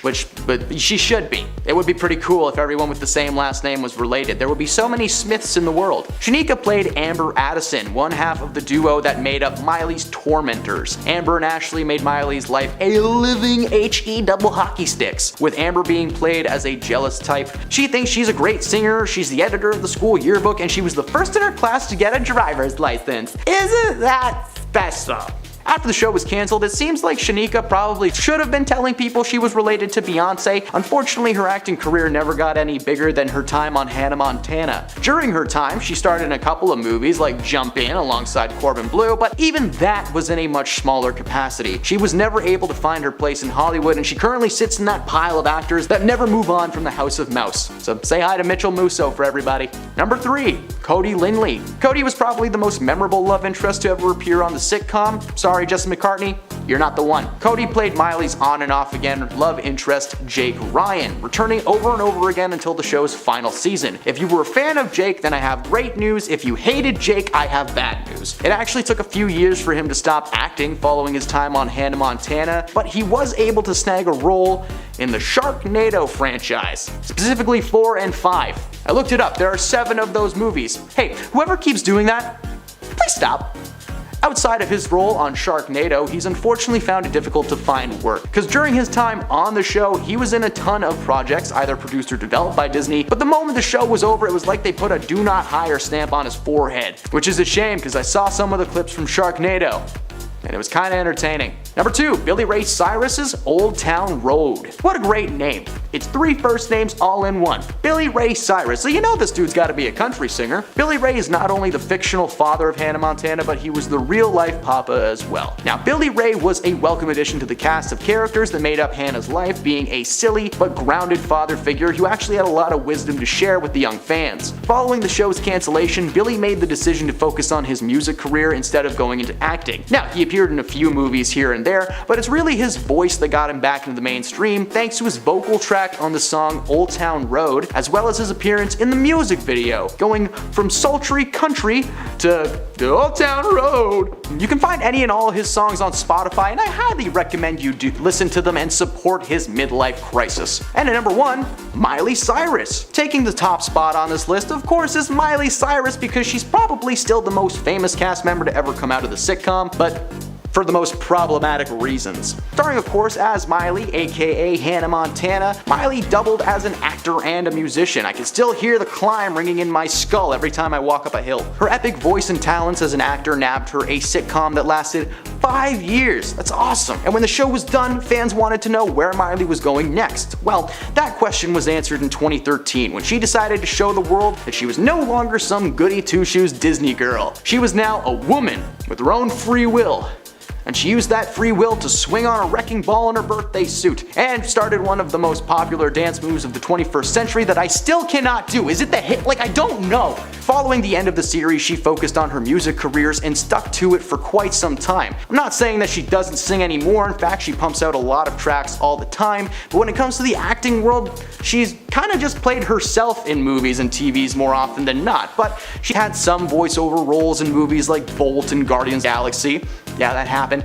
But in films like Night Before, Pop Star, Never Stop, Never Stopping, she's just herself but a wilder version. And honestly, it's not that far off. Number 10, Justin Bieber's roast. Ah, the comedy roast. The most wonderful tradition of the comedy world. A gathering of some of the funniest and most clever people on the scene coming together to make fun of each other on stage in a friendly and dark performance. In 2012, actor, comedian, scholar, and jerk James Franco participated in one of these roasts, inviting several top-tier comedians like Sarah Silverman, Aziz Ansari, and to host the show, he got his longtime buddy, Seth Rogen. One of the key members of the dais was Jonah Hill. Jonah was best known for comedic roles in movies like The Sitter and Superbad, but around 2011 he made a shift to the more serious side of filming, starring alongside Brad Pitt in the movie Moneyball. While he was sitting in his cozy little chair before his turn on the mic, everyone who came up to the stage had a joke to make about Jonah's behavior. He's been cold and rude, man, with his head jammed so far up his rear that he looks like an alien from Teenage Mutant Ninja Turtles. When Jonah came to the stage to retort, he held his own, but his words were noticeably more scripted compared to his fellow performers who gave like a more off-the-cuff and authentic delivery. The truth has been there all along. Jonah said little to nothing to his fellow roasters following the event, apparently snubbing James himself. Everyone collaborated on a movie called This Is the End, and according to Seth Rogen, it was the last time that he ever saw Jonah Hill smiling and enjoying his time on set. It seems that his turn to the more serious side of things may have taken a toll on his ability to feel joy. Number 9, his choice of roles. Jonah's career is filled with everything from comedy blockbusters to serious dramatic pieces. He got his start working in comedy films, with one of his first performances being a brief cameo in the film 40-Year-Old Virgin before moving to a leading role in the classic cult comedy Superbad. It's one of my favorite movies, and Jonah is by far one of the best parts of it, on top of Bill Hader and Seth Rogen as cops. That's just legendary.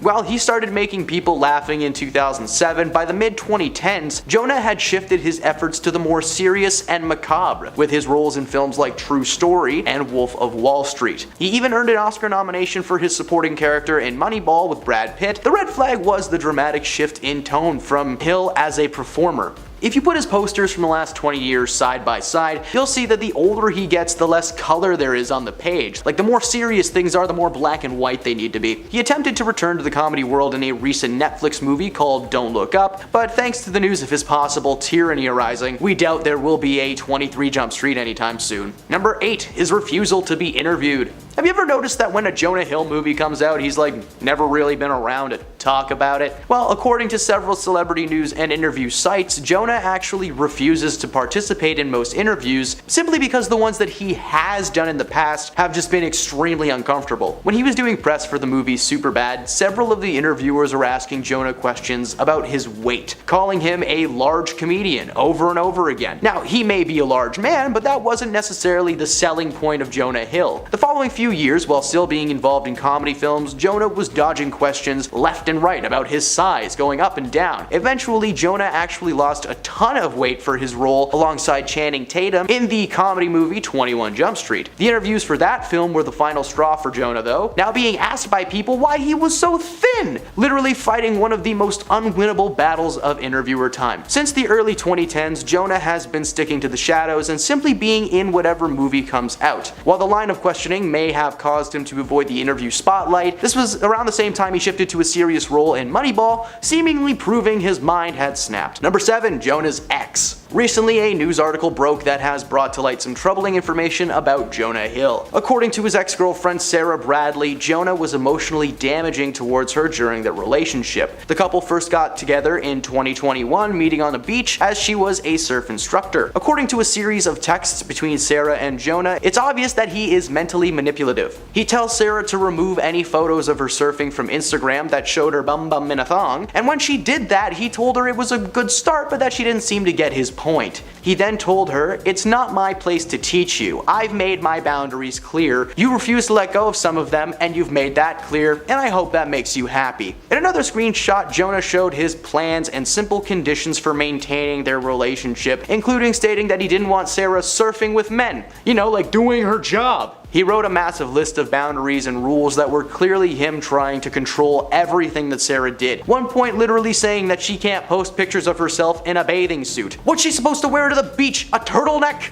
His manipulation is apparent and will surely shift Hollywood's opinion on the once great comedian. Number 6. The Wolf of Wall Street. Wolf of Wall Street is considered to be one of Martin Scorsese's best modern movies. The film is based on a book written by the titular wolf Jordan Belfort, chronicling his rise and demise to stock market fortune. In the film, Jonah plays Donnie Azoff, a man who actually quit his job to work for Jordan in the glory days. His character is a good time on screen, but Jonah's ability to play Donnie is just a little bit too good. Donnie's character spends the majority of the movie being a degenerate and getting his friends either arrested or injured over and over again. According to Martin Scorsese, Jonah would just walk on set and go in. No prep, no routine, he would just go. This should have been the biggest red flag of them all. If someone playing an evil wizard had just walked on set one day and started shooting lightning balls out of their hands, you'd be like, "Oh my god, that guy's a real wizard." When Jonah was able to easily switch between himself and the womanizing substance user he plays on screen, Martin should have called a psychiatrist to give this guy a good once-over. Number 5. His rapid change in weight. Many performers are able to shrink and grow seemingly at will. Look at Christian Bale. He has gained and lost weight over and over again for roles over the years, attributing the dramatic changes to a form of method acting, allowing him to literally embody his characters. Jonah is no stranger to this concept, as he was spotted over 100 pounds lighter in 21 Jump Street than he had previously been in the movie Moneyball. I guess when you're nominated for an Oscar, they give you some kind of a gym membership or something. We should look into that. While Jonah's rapid shrinking and growing isn't necessarily a red flag per se, we can't imagine that the rapid change is good for his body, and with the news of his possible toxic behavior, it appears that that change may have affected his mental health as well. In his most recent flick, You People, alongside comedy legend Eddie Murphy, Jonah appears to have returned to his larger build and returned to the realm of comedy. Now, I haven't personally seen the movie, but the reviews so far suggest that it may be one of those movies that you throw on in the background, you know, just kind of put it on while people are hanging out. Just not a good one. Number 4, his attitude on set. Jonah may have started his career as a comedy king, but his attitude on set is anything but fun. According to many directors over the years, Jonah is a very gifted actor, able to come to set prepared for work every day with no hesitation. The only overall problem seems to be his communication skills. Jonah is known to be a very quiet and reclusive man on set, apparently spending a majority of his time in trailers away from the cast and crew. He's also known to be rather quiet while being given directions or while waiting for a scene to be reset. Like, imagine being a PA on set, you're standing next to the guy from Superbad and he's just on his phone playing Candy Crush all day. People always say it's the quiet ones that you have to worry about, and it seems that his quiet time may have been spent contemplating the meaning of life and his role in it. Or he spends it making a mental list of all the things that his partner needs to do to please him in a relationship. That might be it too. Number 3, he turned down The Hangover. Arguably one of the funniest trilogies in recent history has been The Hangover Saga, a series of films following 3 friends friends trying to piece together the wild night they had before. They lose their friends on roofs, they steal monkeys, and Ken Jeong is in it, so you cannot go wrong. What many people may not know is that the role of Alan, played by Zach Galifianakis, was actually offered to Jonah Hill over 3 times before they just finally gave up. While there was no specific reason why he didn't want to participate in this, a low-budget flick called Cyrus was released not long after The Hangover started production. It seemed that Jonah wanted to work in a more serious role instead of participating in one of the highest-grossing comedy trilogies of all time. While Cyrus was an interesting movie, it follows Jonah playing the titular son, living with his mother, played by Marissa Tomei, who befriends and begins to date John C. Reilly. It's a great movie, but it's nowhere near the caliber of the Hangover series, so we just wonder how hard Jonah was kicking himself after that one. Number 2, he canned 23 Jump Street. Alright, this is an entry that actually hurts to talk about, so I just need a second because it would have been really cool if they had made it, okay? In 2012, Jonah and Channing Tatum starred in a comedy reboot of the classic crime series 21 Jump Street for a more modern audience. The film received massive success at the box office and was quickly picked up for the sequel treatment. The sequel ended up being one of those few examples in Hollywood history of a second movie being better than the first, which is why it was so surprising to hear that the planned threequel 23 Jump Street was canned by Sony Studios. The main reason being, well, it was just too ambitious for Jonah. You see, the third entry in the franchise was going to be a massive crossover between 2 Sony properties. Jonah and Channing were set to cross paths with Tommy Lee Jones and Will Smith's characters from the Men in Black trilogy. The leaked script told the story of Jonah and Channing's characters investigating a new substance at a university, only to discover that the suppliers are extraterrestrials being hunted by the Men in Black. The idea of Jonah and Channing wearing that black suit and shades while holding comedically large it makes my soul sing with joy. A script was written, but ultimately the studio thought it just wouldn't make any money and end up being a massive misstep in the franchise. Apparently Jonah actually had something to do with this too. You see, while Channing was filled with excitement towards this project, Jonah felt that the entire thing was going to be one giant pain. His under-enthusiasm made the studio nervous to go forward with what would have been one of the best movies in the last 10 years. Instead, Sony decided to reboot the Men in Black franchise with Tessa Thompson and Chris Hemsworth, and it's just bad. It's just really bad. And at number 1, everything about him. I know it's a bit of a cop-out to say that the biggest red flag is everything that Jonah Hill has done, but am I wrong? As mentioned on this list, this guy has shifted his weight up and down, he's ignored his cast and crew well on set, he's flippy-floppy all over the genre map, and he's been mentally manipulative towards the women in his life. Jonah was a light in the early days. People remember him bringing joy to the set and always being in a good mood. But as the years went by, things got worse and worse, to the point that he now just does his job, grabs his check, and moves on to the next project. Now that he's been outed as being a mentally manipulative man in his personal life, we can only imagine the slew of backlash and cancellation that Jonah is surely about to face. Number 10, Adam Levine. This is an impression of Adam Levine smelling something good.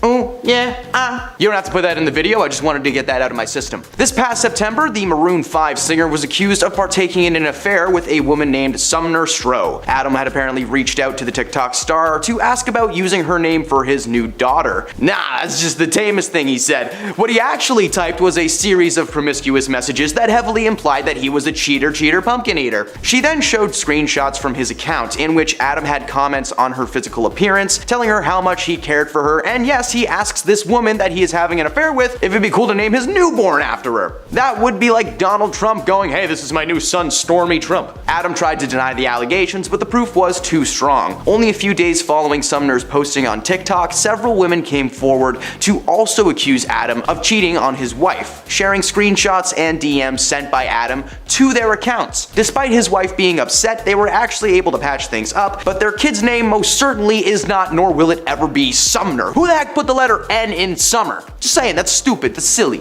Number 9, Jonah Hill. Unfortunately, it would appear that the once funny man turned Oscar nominee is actually a jerk. Recently, a news article broke thanks to his ex-girlfriend Sarah Bradley, showing evidence that Jonah was emotionally damaging towards her during their relationship. The couple first got together in 2021, meeting on the beach as she was a surf instructor. According to a series of texts between Sarah and Jonah, it's obvious that he is very mentally manipulative. He tells Sarah to remove any photos of herself surfing from Instagram that showed her bum in a thong, and when she did that, he told her that it was a good start, but that she didn't really seem to get her point. He was being very manipulative, saying that, he made his boundaries clear, that she refused to let any of them, sink into her head. He was basically claiming that she didn't hear anything he was saying, but what he was saying was just complete trash. In another screenshot, Jonah showcased his plans and his simple conditions for maintaining their relationship, including stating that he didn't want Sarah surfing with men, which is like half of her job. He wrote a massive list of boundaries and rules that were clearly him trying to control everything that Sarah did. At one point, literally saying that she can't post pictures of herself in a bathing suit. Okay, cool. What's she supposed to wear to the beach then, man? Nothing? Alright, birthday suit it is. Sorry for anyone hoping for that 23 Jump Street movie. Jonah Hill is officially being cancelled. Number 8. Nicki Minaj.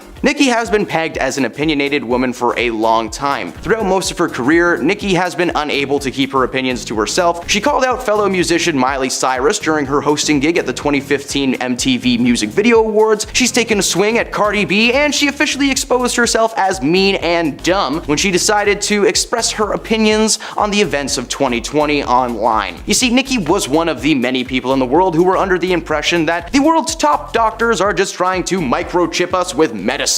She joined the massive online debate after contracting the cold vid and being forced to miss out on the Met Gala, calling the event controlled. Apparently, you needed proof of the jab to get in, and Nicki did not get the jab. She was afraid too after her cousin had supposedly become impotent following his jab. Because yes, the government's goal is to microchip us and take away our ability to have kids. They already did that. If you ever have a cell phone in your pocket, it's kind of the same thing. It's a listening device, a baby stopper, and a computer all in one. Needless to say, this was the last straw for many fans who called her actions ridiculous and misguided and have officially weaned her out of their lives. Number 7. Taylor Swift. Taylor's tyranny of torment must end now. Taylor Swift has made a name for herself as a person who thrives on the ending of a relationship. Since the late 2000s, Taylor has been making millions in the music industry. Her songs like Love Story and 22 are anthems to many. The catchy tunes tend to come from a place of so-called heartache, however. Taylor has thanked her exes on several occasions for inspiring the songs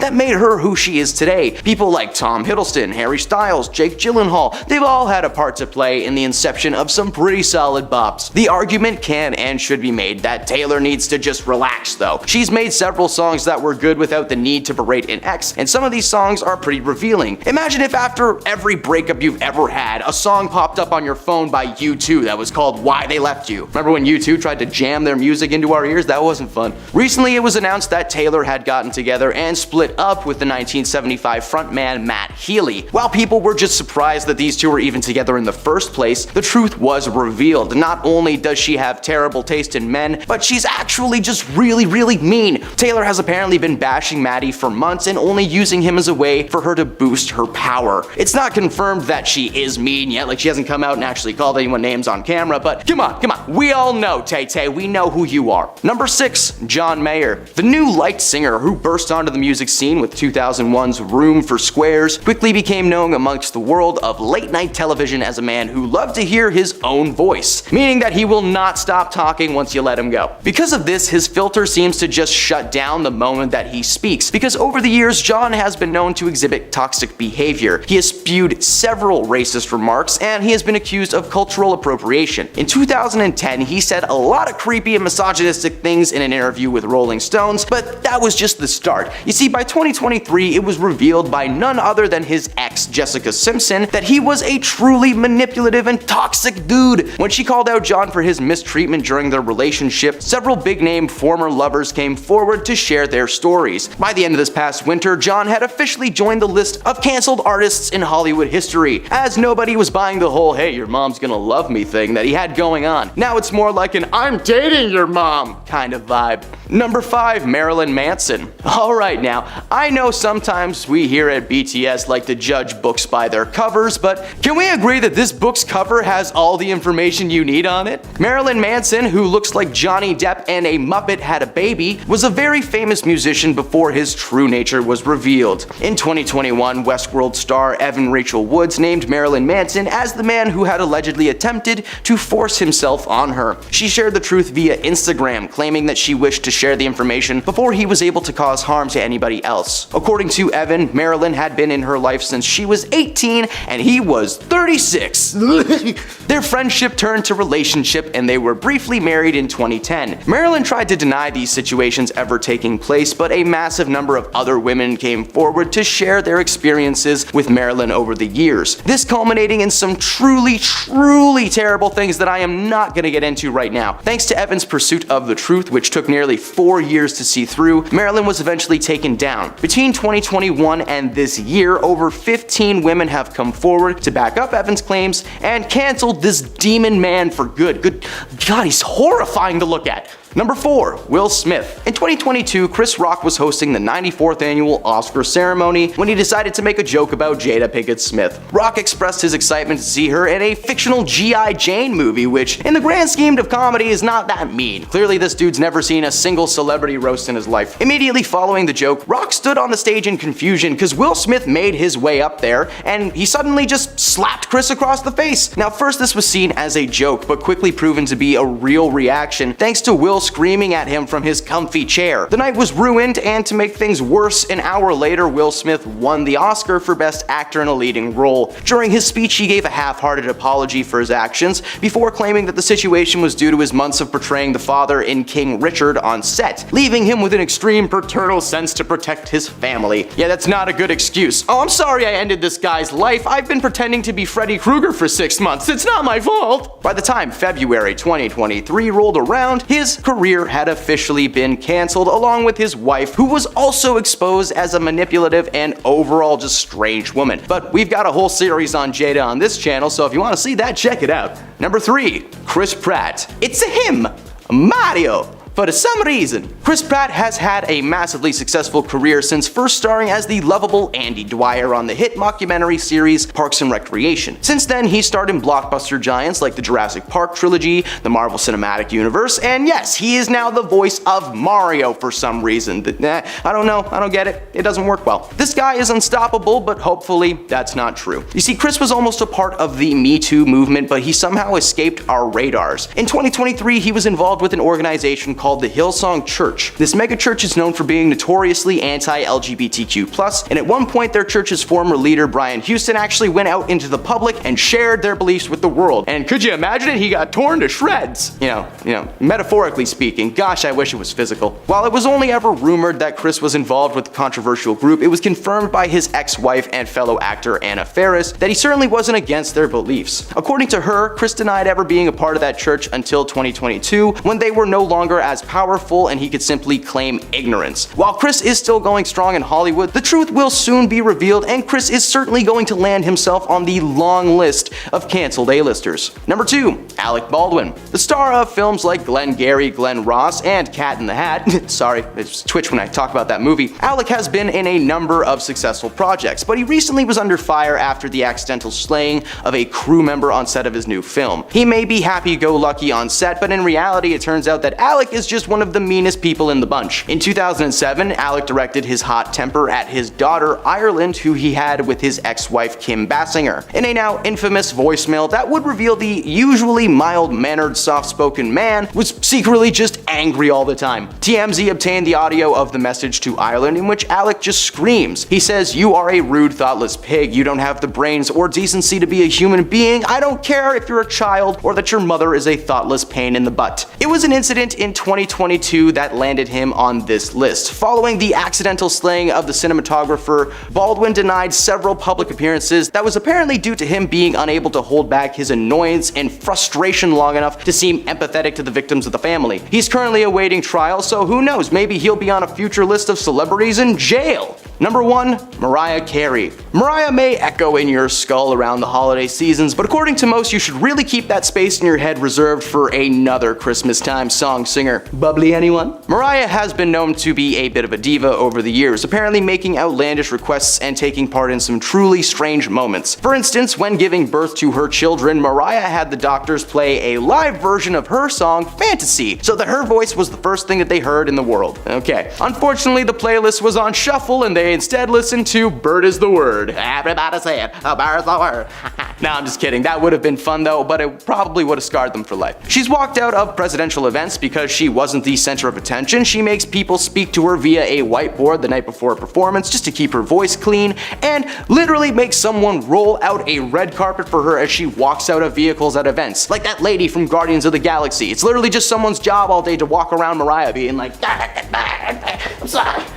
In 2023, she was officially exposed by a former assistant who claims that working for Mariah was one of the most difficult things that she had endured in her entire life. She is currently classified as a diva, but needs to be classified as canceled. All I want for Christmas is a new song to love for the love of God! Number 10. D23. Brie was announced as the newest member of the Marvel Universe in 2019, starring in the film Captain Marvel as the titular superhero. Now, at first people were pretty excited to see what Marvel would do with the property. Captain Marvel is, after all, one of the original cosmic superheroes from comic book canon. Leave me alone, I know I'm a nerd. However, when the movie was actually released, fans were upset with Brie's performance. According to them, she was stale and seemed bored from start to finish. When she was asked about the online hate at D23's red carpet in 2022, Brie said that she wasn't sure if she'll even continue to play the character beyond her upcoming Marvel sequel, The Marvels. She's not sure if people even still want her to do it. She's aware of all the hate surrounding her character, and she defends that role by telling people that that's how she's told to play the role. But it's also Brie Larson. She's always been a little bit stiff, and that's why things are funny that she's in. Watch Scott Pilgrim, people! Number 9. Wired. Wired is a media outlet that invites celebrities to participate in autocomplete interviews, where they will type a phrase or the celebrity's name and let them answer the questions that come up in the Google search engine. It's actually a pretty neat interview format that has resulted in some pretty fun moments over the years. 4 years ago, while promoting Captain Marvel, Brie stopped by the studio to deliver her honest answers to some of the internet's most searched questions. The interview ended up being Brie quickly dismissing many of the questions, asking why they were even being asked in the first place. The questions ranged from would Brie Larson work out to where is Brie Larson from to Brie Larson, dog? The autocomplete portion isn't always great with proper English.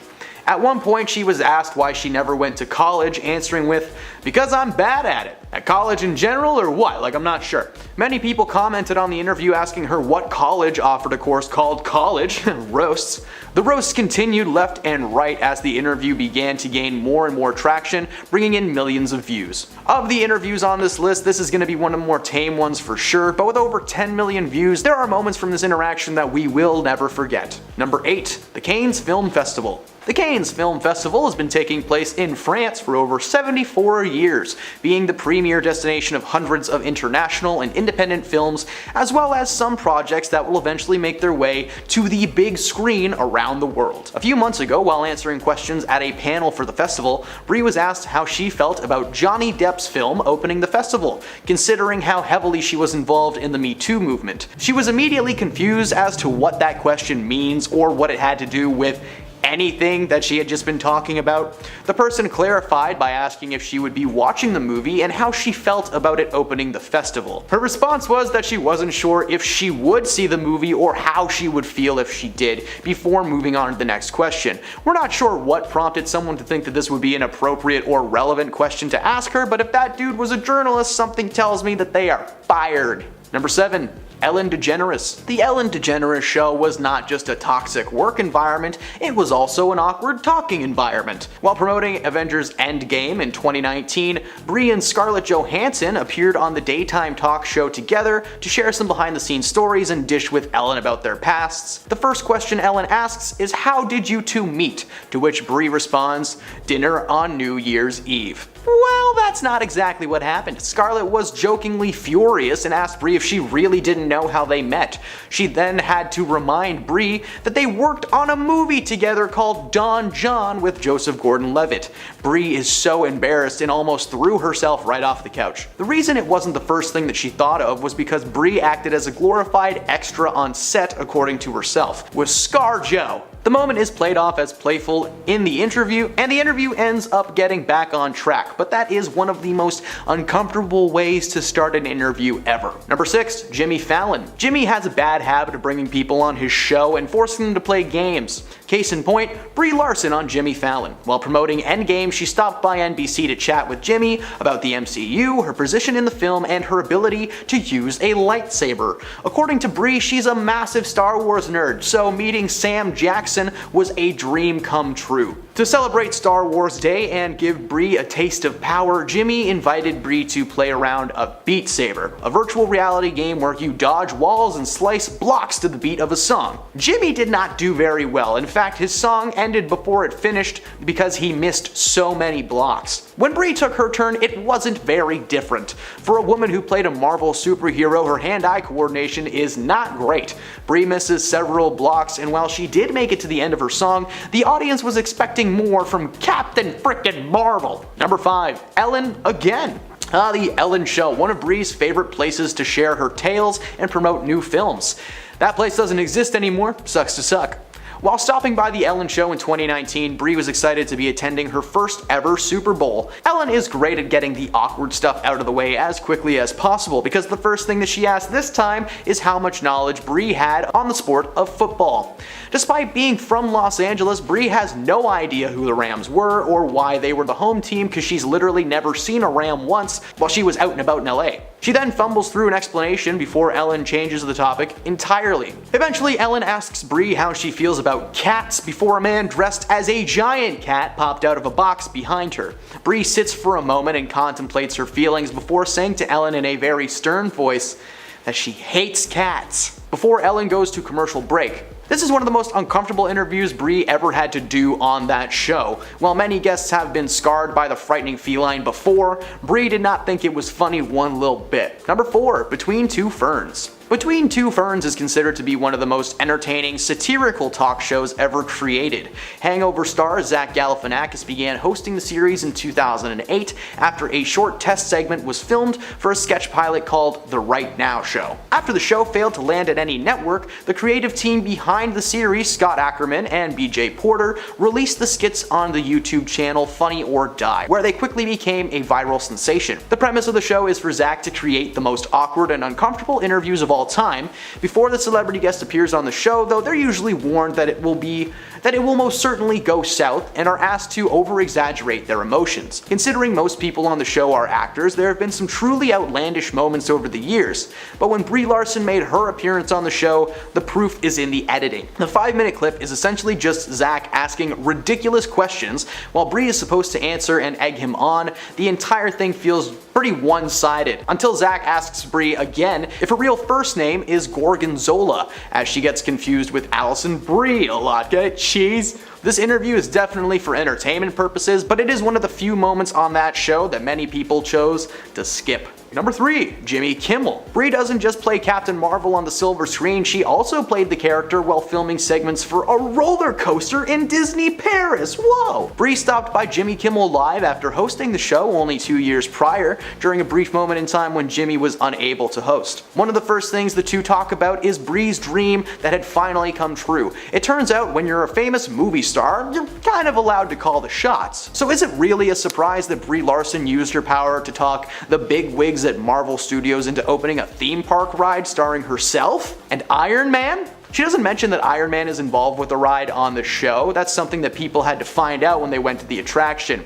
The ride at Disneyland Paris allows fans to walk through a replica spaceship and watch as Captain Marvel interacts with Iron Man on the walls. The ride seems neat, but the awkwardness comes from the fact that the entire time she's talking about it with Jimmy, she continues to call it her ride. She is the star. A ride just based around Captain Marvel would have been fun, but the fact that it's a Brie Larson and Iron Man ride, lame. Number 2. BBC One. BBC Radio 1 is known for delivering some pretty solid interviews from the past few years. The celebrities who stop into the studio tend to have a great time and leave with smiles.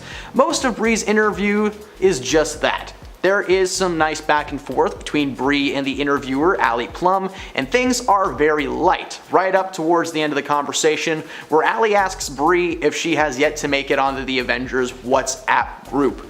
She's shocked and seems not to know what the heck he's talking about. He was, of course, referring to the original group chat between the main cast of the original Avengers film that many people are not a part of. The OG cast even have matching tattoos to commemorate their shoot.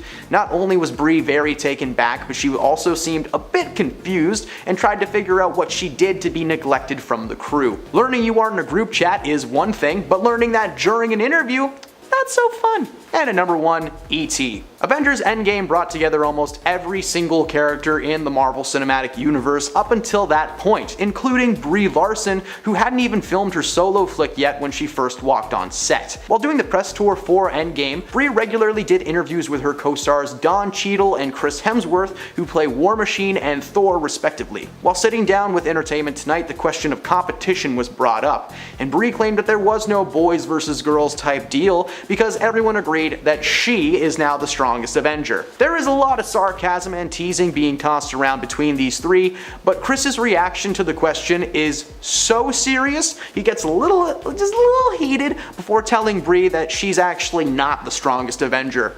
Don and Chris also joke about having to put Brie through initiation, making it feel like two big brothers just mocking their little sister on national television.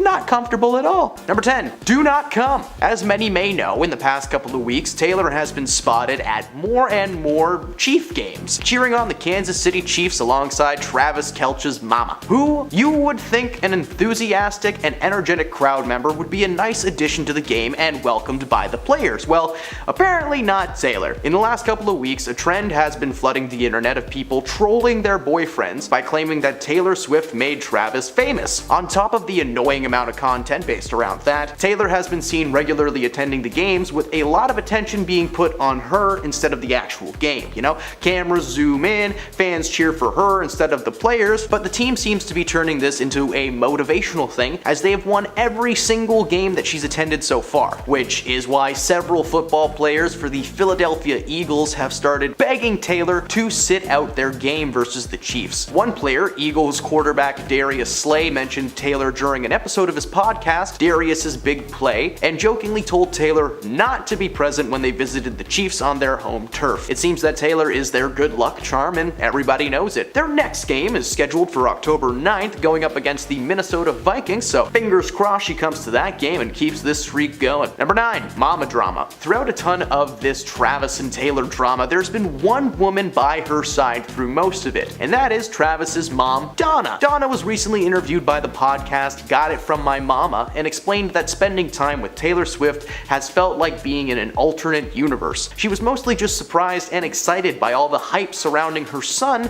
and his possible new relationship with Taylor. Every week the hype gets bigger and bigger, but what Donna doesn't remember is that Taylor has a long history of chilling with her boo's mamas. In the past, she's been seen living it up with Joe Alwyn's mom, who she was with for over 6 years. She spent a ton of time with Joe Jonas's mom, even though their relationship was pretty short, so if anything, Donna should be nervous. The more time this woman spends with you, the more likely it'll be that she breaks your son's heart and then writes a song about it. Chief of My Heart, Kansas City Chameleon, You Suck! Those are just some of the titles, just some ideas for Taylor in case that actually does happen. Number 8, running for president. Now, this entry is a little bit recent and it just popped up in the news cycle. It hasn't been confirmed as really happening yet, but is pretty neat and I thought we should talk about it. The United States may still be a year away from electing a new president. Sure, Joe Biden might get another term and serve a full 8 years, but not if Taylor Swift has anything to say about it. The former director of strategic communications for the White House, Elisa Griffin, was speaking with The View Behind the Table, which is a podcast, when the topic of Taylor Swift and Travis came up. Now, Elisa was pretty excited to talk about the situation with them, but then shared some information on Taylor regarding political stuff. She claimed that if the country wanted to see Donald Trump stay out of the office, that the only smart move may be to throw Taylor's name into the running. As pointed out by several of my co-workers, Swifties make up like over 50% of the country, so the moment that her name appears on the ballot, she'd win in a landslide. People who've never voted in their lives would register just to get her into the office. Now that's when the fun begins. Personally, I have no political views, but the idea of Taylor Swift becoming the president of the United States, for some reason it just doesn't feel that far-fetched. Number 7, restaurateur. Over the last few days, the rumors that Taylor Swift is dating Kansas Chief tight end Travis Kelce have been running rampant, and they were actually spotted attending a Chiefs game, and of course she was spotted attending a few Chiefs games with Travis's mother and leaving the events with Travis. But those rumors were cemented as true and that they probably are a couple when Taylor decided to buy out and clear an entire restaurant for the day, while people were still eating their meals. According to several patrons of an unnamed establishment, they were happily eating their meals when they noticed that the waiters started slowly making their way around the room. When they approached the table, they were informed that their meal was paid for, but they would have to leave right then, right now. The patrons left, and when they returned later on, filled with curiosity, they discovered that it was Taylor Swift who kicked them out. Getting your meal paid for by a stranger sounds cool, but imagine how awkward that scenario is. Hi there, your meal's paid for, now get out please, just leave. Listen, I don't care who you are, if you wanted to have so much privacy, maybe just go home and order Popeyes, Uber Eats, anything else. Number 6, party hardy. Taylor has a ton of A-list buddies that she spends her time with, but one woman who's been making headlines alongside Taylor has been Sophie Turner. Sophie, of course, is going through a very public divorce with one of Taylor's ex-boyfriends, Joe Jonas. The two of them are currently in a pretty public battle for the rights to their kids, and the divorce has brought several things to light that has caused the courts to force Joe and Sophie to do couples counseling while they try to figure out how to properly handle the situation. But instead of attending the classes and trying to keep her family together, it seems like Sophie has been out and about partying with Taylor Swift. Taylor is a terrible influence and has been living it up with Sophie for the past couple of weeks, apparently keeping each other occupied while Joe goes into a downward spiral. Sophie has accused Joe of a lot of stuff during this whole thing, and Taylor has just been standing there telling her that everything's fine and she's doing the right thing. Number 5, the profiter of pain. If there's one thing that Taylor Swift is famous for, it's taking tragedy and turning it into triumph. Her career is basically just built on the backbone of her broken relationships. Men like Harry Styles, Tom Hiddleston, and many more are set to be the inspiration for some honestly catchy songs. You can hate on her all you want, but I'll still be dancing to Shake It Off every time it plays. Just because the songs are good though doesn't always mean that the person who's inspired them is going to enjoy them. While some of her exes like Joe Alwyn have been pretty supportive when it comes to Taylor's writing, other people like Tom Hiddleston have not been so stoked. Taylor is clearly a sour topic for a lot of people. Even the happy-go-lucky Jake Gyllenhaal would rather not talk about his time with Taylor, and honestly we can't blame him. Imagine the worst breakup you've ever gone through in your entire life, and now imagine that it was a top 10 on Spotify. Your soul would be crushed. Number 4, Travis Kelce. This is the most recent entry to Taylor's library of possible partners. Travis Kelce is a football player for the Kansas City Chiefs, and Taylor was spotted attending one of his games a few weeks ago. So there was nothing out of the ordinary there, but then there was more. Taylor got spotted attending the event with his mom, literally sitting arm in arm together the entire night, and they've done that a couple of times now. Taylor was then photographed cheering him on from the sidelines, his mother just as excited as she was, and if that wasn't enough, they were later photographed walking out of the stadium together arm in arm. Now, this dude's been on podcasts talking about how he can't say much and not really specifying if he is or is not with Taylor. Only people hiding something say that, okay? As the weeks go by, we're gonna get more and more proof that this dude is dating Taylor, but for now, it's still just speculation. Number 3, transportation. There was a massive theory going around the internet as Taylor started her Eras tour, and people were wondering how it was possible for her to get around venues when there were crazed fans literally around every single corner. And not to mention, in order to get to the stage of most outdoor venues, you have to be exposed to the public even for the briefest of moments. But there was one common theme at all of her shows. The event staff were always seen pushing this tall janitor's cart back and forth before the show would begin. Now, the first red flag was the people pushing this thing had earbuds in their heads and they were wearing black t-shirts, not exactly janitor clothes, and eventually a fan was able to get the right angle and capture a moment when Taylor stepped out of the cart backstage. Not only did this confirm the rumor, but Taylor's secret vehicle had been outed to the world. Now, I'm not going to be attending the concert because I'm not that rich, but for those of you who are attending, keep an eye out for 2 people in black t-shirts pushing a random coffin around or something down the halls. Number 2, The Master. If you've ever purchased a ticket for something online, then you're probably no stranger to Ticketmaster. It's one of the most popular ticket purchasing programs on the planet. When it was announced in 2022 that Taylor would be doing this whole Eras World Tour thing, the ticket sales were insane. So insane that she single-handedly took that website down. Well, her fans did. So after the pre-sales went up for the Eras Tour, an astonishing 2.5 million Swifties got into their virtual queues and started ordering tickets. 2.5 million people is a ton of online foot traffic. Think about all those people going in at once to buy their tickets. 2.5 million people! cool. Yeah, so the website glitched and millions of fans were unable to find or purchase their tickets. The glitch was eventually fixed and Ticketmaster took away one of the options for general tickets until the majority of the pre-sales had been gone. Now Taylor wasn't directly responsible, but following the news, she said nothing except, oops, I didn't know, that's my bad. Yeah, she didn't care one single bit. She was just glad that her bank account was nice and full. Number 1, she can't swim. Taylor Swift knows how to put on a good show, okay? And this next entry just proves that sentence. During one of her first shows of the Era Tour in Glendale, Arizona, Taylor stood in front of her fans as a small hole opened up in the stage. She jumped in and a masterpiece in LED technology started to play. She jumped in and waves flowed across the stage as a bird's eye view showed her swimming from one end of the stage to the other. Granted, it's definitely not Taylor and it's just a projected image, but that's still neat, you know? That's why I said that she can't swim, because she's not swimming, get it? The sequence ended with a large wave hitting the back of the stage, with Taylor appearing underneath a cloud in a new outfit as the waves vanished. Thankfully, it worked out on stage, as it was reported that during the rehearsals for the show, Taylor actually missed her mark a couple of times and belly flopped into the pool, which would have made for a pretty different show. Number 10.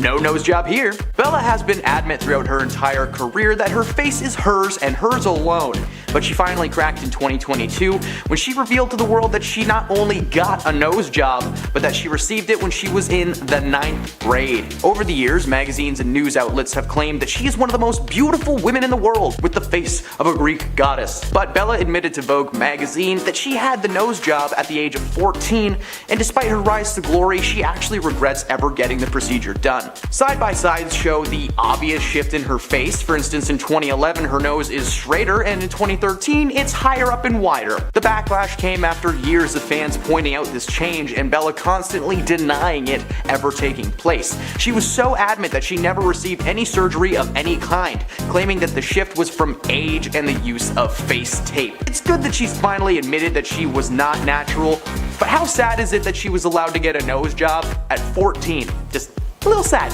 Number 9. Poor Bella. Bella is a fashion icon and a staple in the world of glitz and glamour, so is it really surprising to learn that she did an interview with Vogue magazine? Ugh. While the interview was just meant to be Bella breaking down her iconic looks over the years, it morphed into Bella trying to relate with the people watching at home.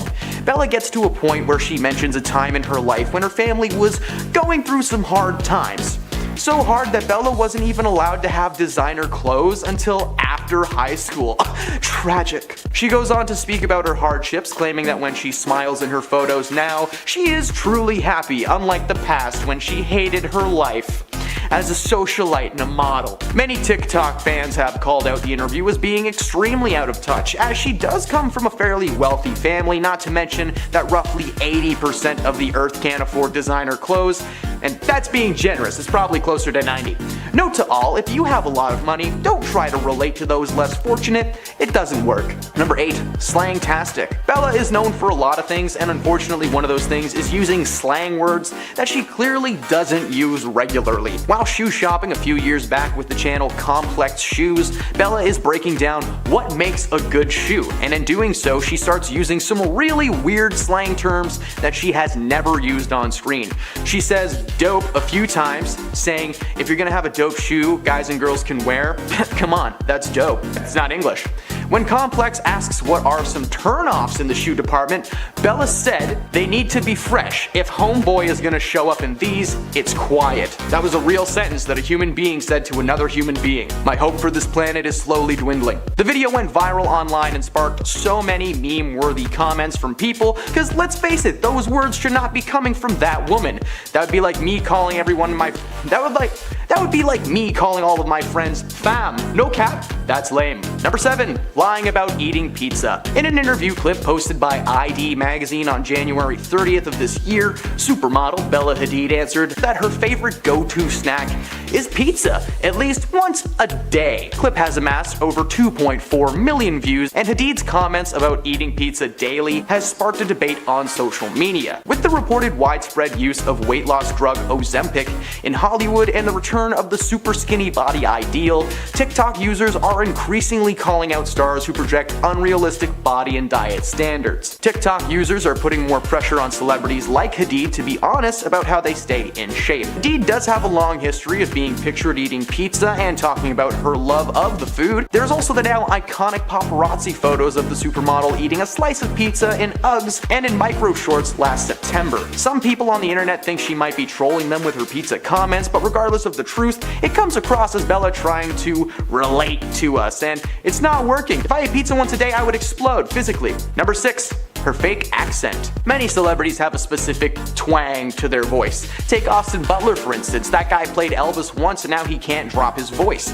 Meanwhile, on the other side of the world, Bella Hadid is slowly morphing into a French woman. Sacre bleu! A TikTok has gone viral that shows Bella at a photo shoot in Paris, France, and she tells the camera that the shoot was to die for no. As she continues, she sounds like she's putting on a bit of a French accent while speaking. You know, everything she says has a question at the end. Oui, je suis français et je peux faire ça. Translates to yes, I am French and I can do that. Not to mention the clip was stitched with a shoe shopping spree interview that I already covered earlier, where she is just speaking clear English, albeit with some broken slang. The internet was flabbergasted by the dramatic shift in her accent, calling her out for using a fake voice depending on who she is. The argument can be made that everyone develops an accent over time, but she was only there for a couple of weeks. That would be like me showing up in Australia and going, well, I've only been here for a few hours, but I'm really starting to like this place. I'm a born and bred Aussie, mate. Yeah, I don't sound like that. No one sounds like that. Hey, are you having a good time? Why not prove it by just tapping that little like button and maybe following the channel? Huh? Maybe do it. Okay, moving on. Number 5. Gas station TikTok. In January, paparazzi captured Hadid filling up her car in the Los Feliz neighborhood. Video footage showed Hadid exiting her car, filling up its tank, and walking back around the driver's seat,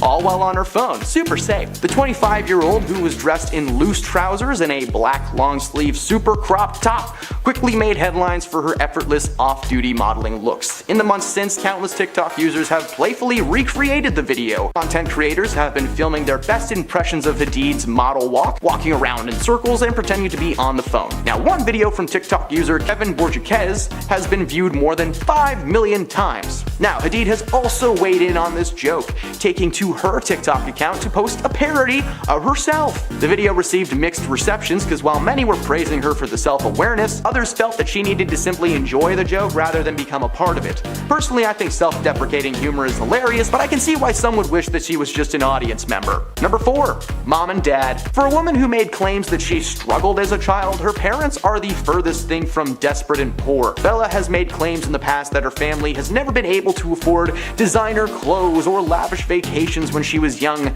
but that is complete BS.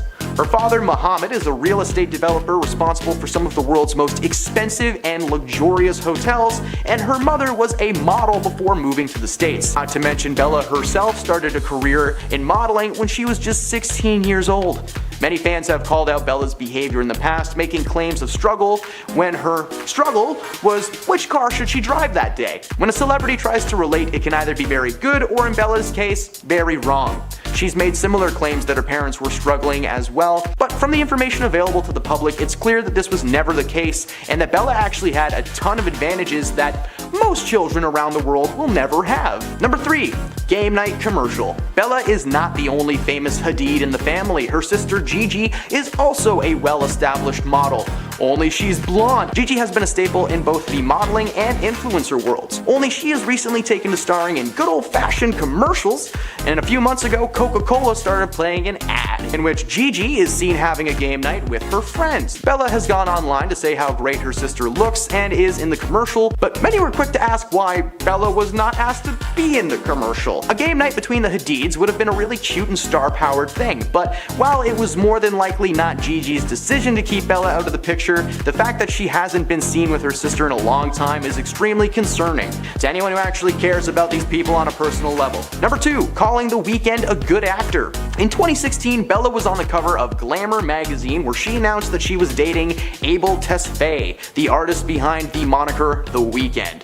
and I'm definitely just butchered that name, and I'm sorry. The Weeknd has only grown in popularity, even being casted to star in a new series on HBO called The Idol, chronicling a fictional pop star's attempt to remain relevant and her meeting of a man named Tedros, who is a nightclub enthusiast, who is a terrible human being. It looks like his performance on the show has translated somehow into his real life though, as the couple recently announced that they split up. Unfortunately for Bella, she had already said nice things about his performance on the show before they split. Many fans called out the awkwardness of splitting with a dude that you just called a wonderful actor, especially when his character was so messed up. Like, don't watch it, it's just bad. And at number 1, fashion flops. Just because you're a fashion icon doesn't always mean that you look glamorous. Bella has been spotted wearing some pretty wicked threads over the past few years, but there have been a few missteps along the way. On the runway, she is on point. Off the runway, she is left to her own devices. A photo of Bella began circulating the internet earlier this year where she appears to have some serious Guy Fieri vibes going on. She was photographed stepping out of her home in New York sporting a black toque with red flames, a long baggy black shirt with green sleeves,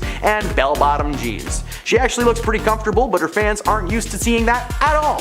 Many asked why she doesn't make herself look more presentable before leaving the house, while simultaneously roasting her appearance. This is one of the few times the internet has called her out for her fashion choices, when the world should really just let that woman live her life. At number 10, we have her bringing Will on her podcast. Jada has a podcast with her mother and their shared daughter, and she has celebrity guest stars on it often as well. There was one point where she even decided to have Will on said podcast, but it wasn't just a get to know you kind of segment. She wanted to publicly record them talking about the issues in their relationship. As you can expect, she benefited from it, because she can be an awful person like that. And she was the only one of the two of them who felt like it helped emotionally and mentally. Will was distraught for most of the episode and just looked crushed and defeated throughout it. Of course, it went viral, and even now, the sad Will Smith memes are still fairly popular. The episode made it more than obvious that he's been really unhappy in his marriage, and we can't really blame him, honestly. It made the top of the list because Jada seemed so happy to be there and discussing the issues that humiliated him, even though she could clearly see how upset it made him. And if that doesn't sum up their marriage, I don't know what does. At number 8, we have her boyfriend sharing his side of the story. While she and Will were on an apparent break in their marriage, she decided it would be okay to have another relationship with rapper August Alsina, who happened to be one of her son's close friends. However, after rumors started circulating, he did an interview with Vulture and said that his coming clean about their relationship was to clear the air, and that it was necessary to move forward in their relationship together. On the opposite end of this, Jada was trying to cover it up for the duration of their fling, and when he let the cat out of the bag, she had nowhere to hide. I mean, who wouldn't want to hide when you're dating someone while still legally married and he happened to be 20 years younger than you? He agreed with Jada that their relationship was an entanglement because it was complex and taboo, and the only reason they didn't work out was because the news of their relationship was detrimental to his work life, not just his personal life. So not only did she embarrass Will by dating someone else while they were legally married, she embarrassed August and made his life extremely complicated, all for a few months of fun. At number 8, we have filming without Will's permission. This one is a little less drastic than some of the other points on the list, but she made Will very uncomfortable and didn't really understand what she was doing wrong. After the Chris Rock incident, people were going back through their media documented marriage moments just to see if she's done anything like that before, and a lot of people landed on one specific clip of Jada's Instagram Live from 2019. She was talking about their marriage counselor and faced the camera towards Will and asked if their counselor was really helping them redefine their marriage. He looked annoyed and rather uncomfortable, then responded with, "I would say just don't start filming without asking me first if you could." But instead of respecting his wishes, she continued to try and film his response, with limited success. So while she didn't embarrass him on live television, she did embarrass him on her Instagram live. At number 7,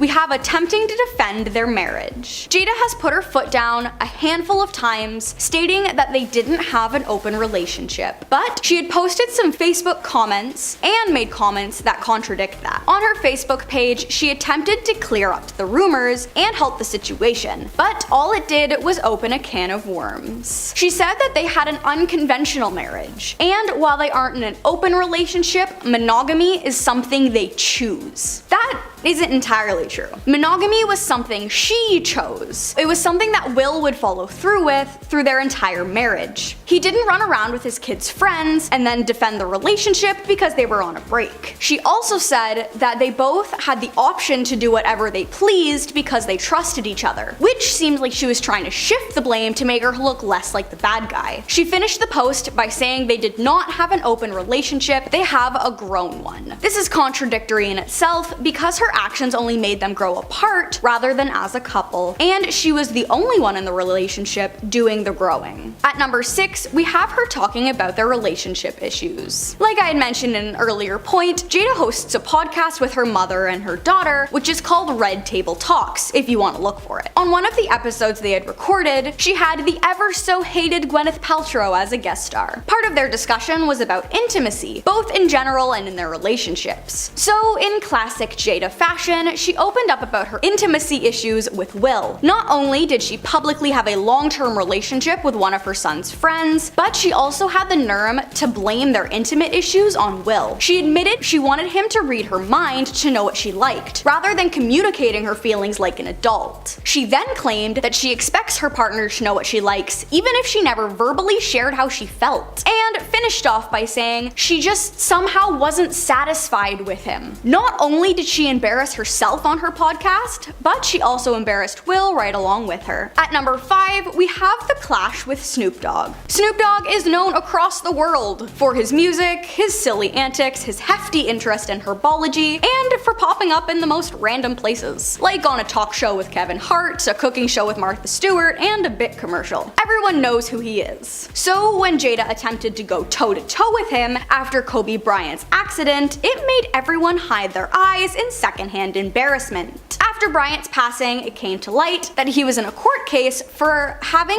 lack of communication with a 19-year-old. This was before he married his wife, I might add. The case was dropped due to lack of evidence, and the accuser had nothing concrete. He then married his wife in 2001, so it had been almost 2 decades since the incident. Gayle King brought up the case during his wake, which was really disrespectful and uncalled for. It caused insane backlash from people and celebrities alike, and Snoop Dogg was one of them who made it very clear how he felt about the situation. Jada didn't like his response and invited him on her podcast in an attempt to clear things up. She claimed she felt hurt on behalf of all women because of the way he spoke to Gayle, and she felt like he had taken power away from her, her mother, and her daughter, which makes no sense. Gayle overstepped her boundary and Snoop called her on it. The situation had literally nothing to do with Jada. She just happened to see it and felt like she needed to be involved. At number 4, we have her mocking the party he threw. For Jada's 37th birthday, Will decided it would be a great idea to throw a massive surprise party. Now, it wasn't just their celebrity friends and some close family and what have you. He hired party planners to set it up and spent 3 days planning and getting everything ready. He even booked Mary J. Blige to perform for her. Talk about a birthday gift. But that's not all. He traced her family roots and invited her family members from her long line of lineage. Not only did he find her family, he went out of his way to reach out to them and invite them to the party. You'd think she would appreciate his labor of love, but instead she threw it back in his face, claiming he only did it to display his ego. And she hated the fact that he went out of his way to throw her the party. He admitted he was devastated when she said those hurtful things, and it even sent him on a downward spiral that negatively impacted his life. This should have been one of the biggest of many red flags. At number 3, 3, we have her feelings for Tupac. For those of you who don't know, Jada was in a long-term relationship with Tupac years before she met Will, and his untimely passing was the end of their relationship. It's normal and even healthy to miss someone who passed, especially when you were romantically involved with them for a few years. But in 2012, while she and Will were still married, she posted a picture of her and Tupac in a very intimate embrace and captioned the photo, "I miss him." It makes sense wanting to share your deep feelings with the world, especially when they're affecting you most. But it was a questionable photo to choose to post, especially when you're married to someone else. Not to mention,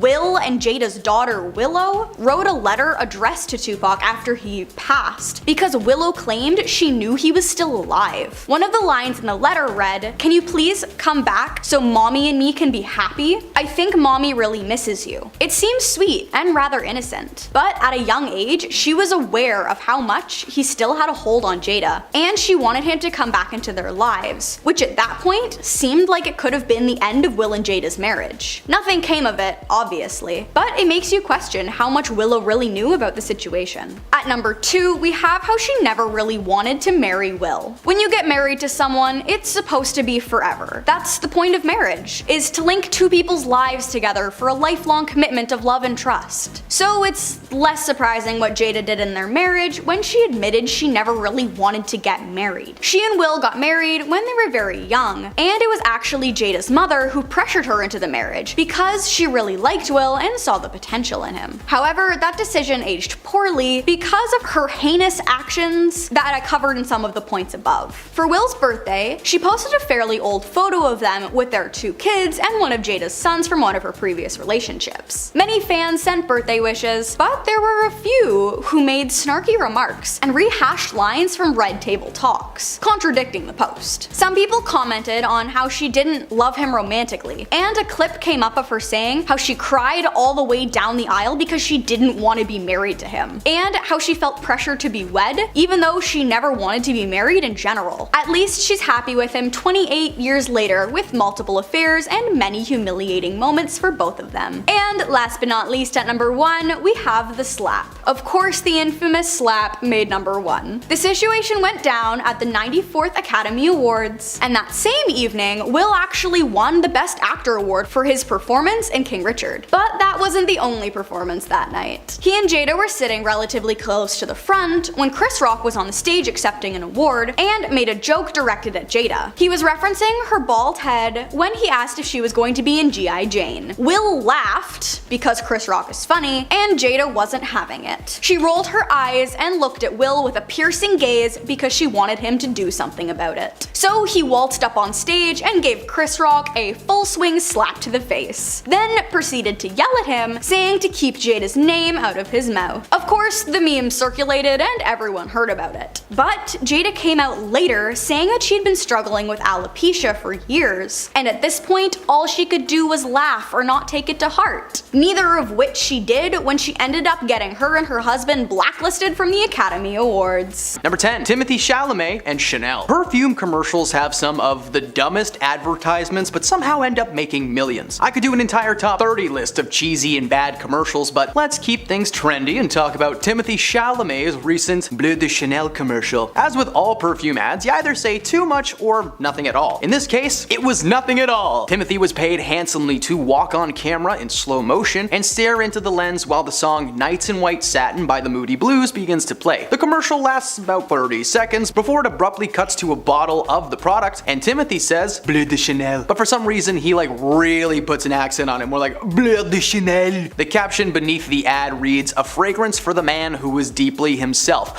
What does that mean? What if said man was an axe-wielding maniac? What does that smell like? Potpourri?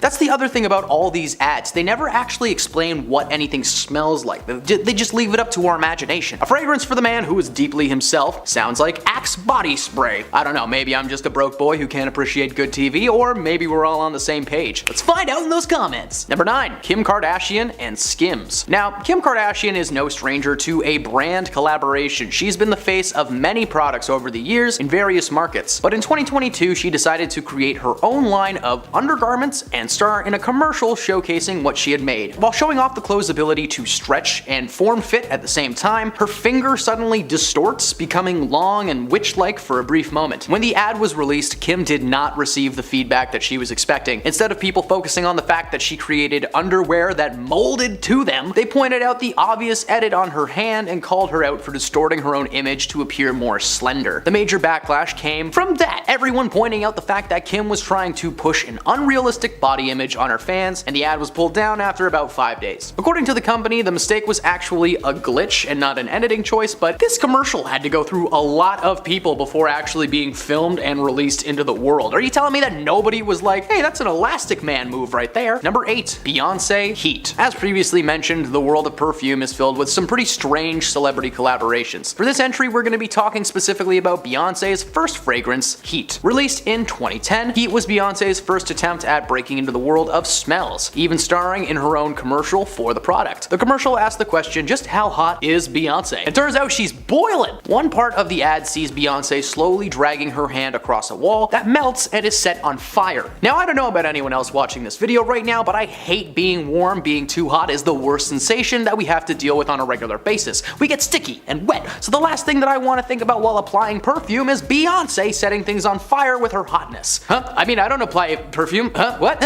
Moving on. Number 7. Kendall Jenner, the Pepsi commercial. Sponsored brand deals can mean a lot of money for the people involved. Just look at every cologne on the planet. They get someone to stand there for 30 seconds and they make $1 million. Around 2017, Kendall Jenner decided to partner with the soda brand Pepsi to create a commercial that would act as both an ad and a PSA against hate. The commercial consisted of hundreds of people from different parts of the world drinking Pepsi and eventually everyone coming together on the streets, what appears to be New York. Kendall looks to the crowd, wipes her makeup off, and follows in. But the cringiest moment comes when the crowd of people appear to be at a standoff with the police. Kendall walks through the crowd and hands an officer a can of Pepsi. He sips it, and the crowd cheers. Before they swarm the cops who are just suddenly cool with everything that's going on. The ad was meant to be a political statement following the passing of several African American men and women in the United States, aiming to bring people together, which it did, but for like the wrong reasons. The world collectively cringed at this absolute mess, forcing Kendall to drop a tear-filled apology video on that season's premiere of Keeping Up with the Kardashians. She may have apologized, but we're never gonna forget that weird commercial. Number 6. LeBron James and Samsung. If you genuinely love a product and you use it regularly, why not partner with the company and make a little extra cash? LeBron did just that in 2012 after starring in a commercial for Samsung, advertising the Galaxy Note 2. While there isn't really much wrong with the commercial other than being just a little bit longer than it should be, it was the aftermath that landed LeBron on this list. 2 years after releasing the commercial and continuing to rep the brand, his Galaxy Note rebooted one day suddenly and deleted every single thing on his device. Unlike most Apple products, Samsung actually charges its users to keep information stored in a cloud, an option that,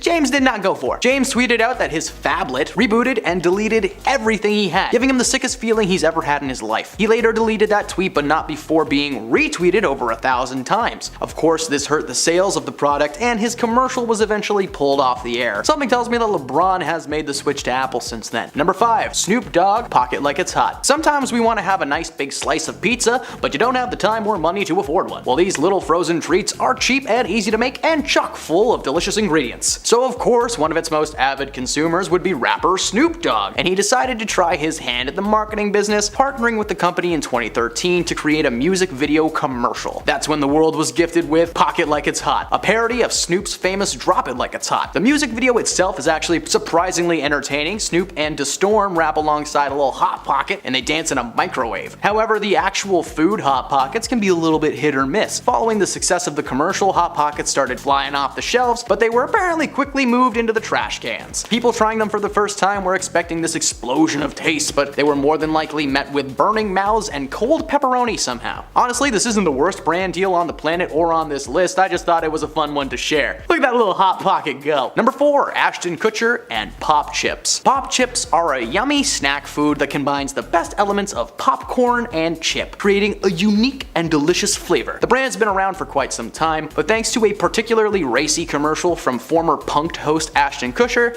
things didn't go too well for him. The commercial featured Ashton in several outlandish costumes playing various men on a dating app looking for love. The first character that we are introduced to is Raj, a Bollywood producer. Yeah, within the first few seconds of this commercial, we are just blasted with Ashton in brown face, sporting a very stereotypical accent. Now, I don't know who at Pop Chips thought that this was a good idea for a commercial. Doesn't even have anything to do with the brand. Like, it would maybe make sense if one of the dudes being interviewed was a bag of Pop Chips. That would have at least been a little bit more entertaining. Instead, this commercial was so racist that it was pulled from TV after only 1 week on the air. Thankfully, Pop Chips were so delicious that they weathered the media storm and returned with a new commercial last year. Now I'm hungry. Number 3. Ozzy Osbourne can't believe it's not butter. I Can't Believe It's Not Butter is one of the longest names for a butter substitute on the planet, but it's actually one of the most accurate ones too. Now, I've left this one towards the end because it's an older entry on this list, but it's also pretty entertaining. This commercial was so bad, it was hilarious. Ozzy teamed up with the Butter Boys and starred in a commercial alongside himself. He's baking with himself when he asks his clone to grab some butter from the fridge. The skit ends with them realizing they'd been making fairy cakes the whole time.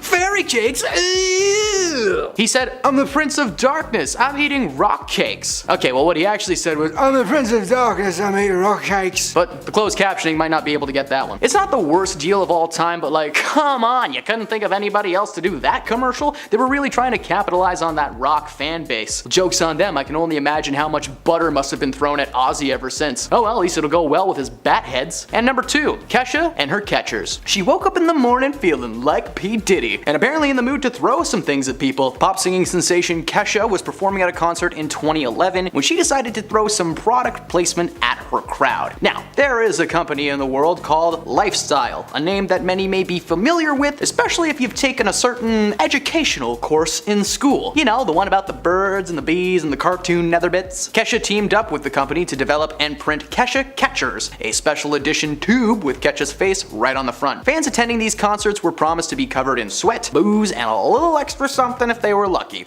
But the only thing these fans left with were plastic paper cuts on their hands from trying to catch those things. Like, geez, you're flaming them like ninja stars. And at number 1, Nicki Minaj and Majesty. Despite having a clever name, this celebrity-endorsed perfume has one of the weirdest bottle designs I've ever seen. The design is based around one of Nicki's iconic looks from her stage time, sporting a pink hairstyle and bright bustier. Plus, the bottle has this like weird golden face that's just a little bit too detailed, like it's just enough to be creepy, but it's not enough to be Nicki's face. It's not just the bottle though, it was the way that she tried to sell it. The ad for this perfume sees Nicki chasing a majestic horse through a forest as her extravagant dress is slowly ripped apart by the trees, and it ends with her approaching a castle in the woods where there sits a massive bottle of the product overhead, and the men guarding the gate smell the fragrance on Nicki and open the doors. Again, weird commercial, but what does it smell like? And at number 10, we have David Dobrik. Starting off this list, we have the most obvious person, David Dobrik. David Dobrik might be finished now that he's being accused of perpetuating a toxic environment and even facilitating the SA of a girl bi Vlog Squad member, Dirty Dom. Over the span of his cancellation, tons of clips have resurfaced showing David being racist and homophobic. He's also made his friends do terrible stunts that have landed them in the hospital. Currently, tons of sponsors have dropped David, including SeatGeek, who helped him give away free cars to most of his friends. As well, his monetization has been stripped from his YouTube channel. In his last apology, he said he would be taking a few months off social media, and I guess only time will tell if he's welcomed back. In at number 9, James Charles. James Charles has had lingering backlash after he was exposed for sending lewd photos to his fan. And this was not the first time James has been accused of this. Fans estimate that it's his 3rd time getting exposed for this kind of inappropriate conduct. James ended up addressing the backlash on his Twitter. However, people in the replies did not accept the explanation. Even though more accusers have come out against James, he hasn't addressed the backlash further. However, most of the comments on his post are asking him to address it another time and pledge to actually change his behavior. Currently, James is avoiding the backlash, hoping it will just go away, but it doesn't seem like his fans will let this one slide. In at number 8, Dirty Dom. Dirty Dom is not only cancelled, but there's a high chance that he could face jail time with what's come out about him. Multiple women have come forward with their stories of being harassed by Dom, with the focal point of the recent Insider article being how Dom forced himself on a girl named Hannah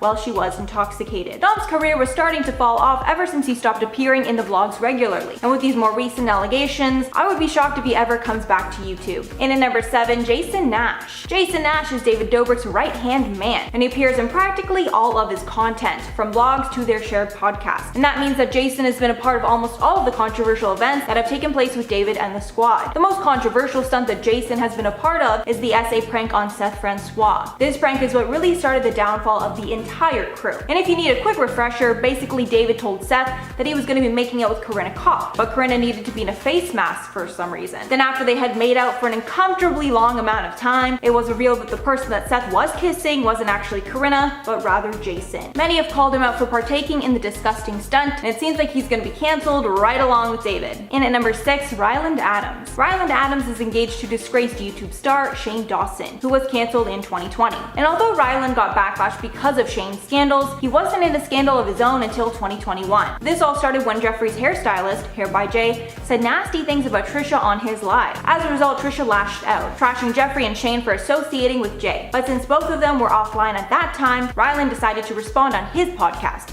The Sip, which was a terrible idea, because Trisha then lashed out at just Ryland, exposing all the reasons she thinks Ryland is a bad person. And it worked, with all of Trisha's fans flooding his podcast and video comments to express their anger over the feud. And it's so bad that months later, Ryland admitted that he still gets negative comments on his content. Halfway at number 5, Gabby DiMartino. YouTuber Gabby DiMartino was cancelled after it was exposed that she sold inappropriate photos on OnlyFans, which was essentially selling illegal content to people that expected it to be sexual in nature because of the nature of OnlyFans. And because of a leaked DM conversation, we know it was intended to be this way, with her saying in the conversation, quote, "won't put my panties on." The backlash for this one was swift, and she ended up addressing it all on her channel in a short video. After the scandal, she rebranded, but quickly changed back to her old, fancy aesthetic, with people wondering if the rebrand was only to take people's attention off of the scandal. In at number 4, the Dolan twins. So this one's a little different, because the twins chose to end their own YouTube careers by deciding to officially stop posting on their channel. They posted the announcement on their podcast, saying that they wanted to try other endeavors and are burnt out from producing YouTube content. They thanked their fans for supporting them and asked them to stick around to see what they do next. Since their announcement, they have posted sporadically on their Instagram accounts, so I guess we'll have to wait and see if they make a real return. But based on the comments, it seems their fans would love to have them back. In at number 3, Nikita Dragon. Over 2020 and into 2021, Nikita Dragon has made a lot of questionable decisions, and it seems like the internet has entirely turned on her. She's been called out many times for partying during COVID, as well as rarely wearing a mask when out in public. And if she was wearing a mask, it usually wasn't worn correctly. She also got called out for still supporting the Lopez brothers after their multiple scandals. There were also allegations coming out against Nikita that she was pursuing young men, when photos came out that she commented on her then boyfriend's photo, asking if he was 18 yet, which is a little creepy. In at number 2, Shane Dawson. So obviously Shane Dawson was on tons of these lists in 2020, when he was originally cancelled. But it seems that his cancellation might last into 2021. Shane has been hinting that he'll be coming back to YouTube soon, but the reaction to this has been mixed. He recently posted to his community tab, telling fans he'd be coming back soon, and he's excited to make content again. But most of the top comments are just people telling him to not come back, and saying that he isn't forgiven yet. Shane was also publicly dropped by one of his longest friends, Trisha Paytas, in 2021. So there's definitely going to be a lot of backlash when he does decide to come back. And finally at number 1, Cole Kerrigan. Cole Kerrigan is a YouTuber who's known for being in drama. His biggest scandal was in 2019, when he accused the Ace family's Austin McBroom of forcing himself on one of Cole's friends. But he's been in even more drama in 2021. He publicly stated that he hooked up with Kanye West while Kanye was married to Kim Kardashian, and he even received a lawsuit from Kanye's bodyguard after making these statements online. We haven't really heard much on it since, so many people think that he was just lying. He also recently accused Hannah Mojo of hacking and deleting multiple of his social media accounts. So it seems that he's even made enemies out of his former friends. And at number 10, Morgan Wallen. Country singer Morgan Wallen was cancelled this year after he was caught using the N-word on a security camera in February. Wallen was already on thin ice with the public after he left the Saturday Night Live crew scrambling to replace him as the musical guest on the show when he broke quarantine guidelines the day before his appearance. At the time the footage was released, Wallen had one of the most successful country albums ever made. But after the incident, he apologized, saying, quote, "I'm embarrassed and sorry. I used an unacceptable and inappropriate racial slur that I wish I could take back." His music was also banned from being played on many radio stations, and he was taken out of playlists on Spotify. He has stayed out of the press since. In at number 9, Shane Dawson. Shane Dawson is one of the most successful YouTubers ever, as he's managed to stay relevant on the platform for over a decade. However, his success has been riddled with controversy for basically his entire time on the internet. Back in the early days, he would play black characters in skits and even wear blackface as he put on a strong black scent. It was also exposed that he would make inappropriate jokes about his young fans and would talk about overly sexual content with them. Shane always managed to talk his way out of these scandals, and he would come back better than before. But in 2020, he experienced his biggest cancellation to date, and all the problematic behavior from his past resurfaced. He was even publicly called out by Jada and Jaden Smith for a disturbing incident relating to Willow Smith. After everything was exposed, he was dropped from all his sponsors, and he hasn't returned to the internet since. And at number 8, Lea Michele. Lea Michele's cancellation was the cancellation that kicked off 2020. After Lea tweeted out in support of George Floyd and Black Lives Matter, many of her black former castmates came forward speaking of their terrible experiences working with Lea. Many said that she treated them differently because of their race, and Lea would even make derogatory comments relating to the black community, like telling one woman that she was going to defecate in her wig. This spawned even more criticism of Lea, with people saying that she was just an all-around spoiled brat and was rude to every person on set. After being dropped from multiple sponsors, Lea posted an apology to Instagram. She stayed silent online for many months and has now started posting again. In number 7, David Dobrik. David was another star that went through a massive cancellation in 2020. It started when Trisha Paytas and Ethan Klein interviewed many of David's past Vlog Squad members and shared the details of their toxic experiences. Then an insider article came out exposing that someone had been SA'd while filming for David's vlog, showing that he facilitates a toxic frat boy environment where illegal things take place. And just when you think things couldn't get any worse for David, it was revealed that he was personally responsible for Jeff Wittick's life-threatening eye injury. This injury is so bad that Jeff is not even fully healed over a year later. Because of all of this, David's ads were cut from YouTube, along with losing all of his sponsors. He was even forced to step down from his own app, Dispo. David released multiple apology videos, which were mostly roasted on the internet. And after a 3-month-long break, he returned to vlogging. And at number 6, J.K. Rowling. Author J.K. Rowling was beloved for her Harry Potter novels that broke records worldwide for being one of the most successful franchises ever. However, since her rise to fame, Rowling has received a constant stream of controversy for allegedly being transphobic, and she has tweeted out multiple statements over the years that have been called out as transphobic. She also supports TERFism, which is a belief that trans women aren't women and that biological sex is the only factor that determines gender. The backlash against all this got even worse when she released a novel where a man was dressing up as a woman in order to dupe female victims and kill them. Halfway at number 5, James Charles. James Charles is another influencer that is constantly involved in drama. Back in 2019, in the midst of the Bi Sister scandal, James went through the biggest cancellation YouTube had ever seen because of allegations from Tati Westbrook and Jeffree Star that James was using his influence to trick men, specifically straight men, into being with him romantically. James was actually able to refute a lot of the claims, and his career quickly came back.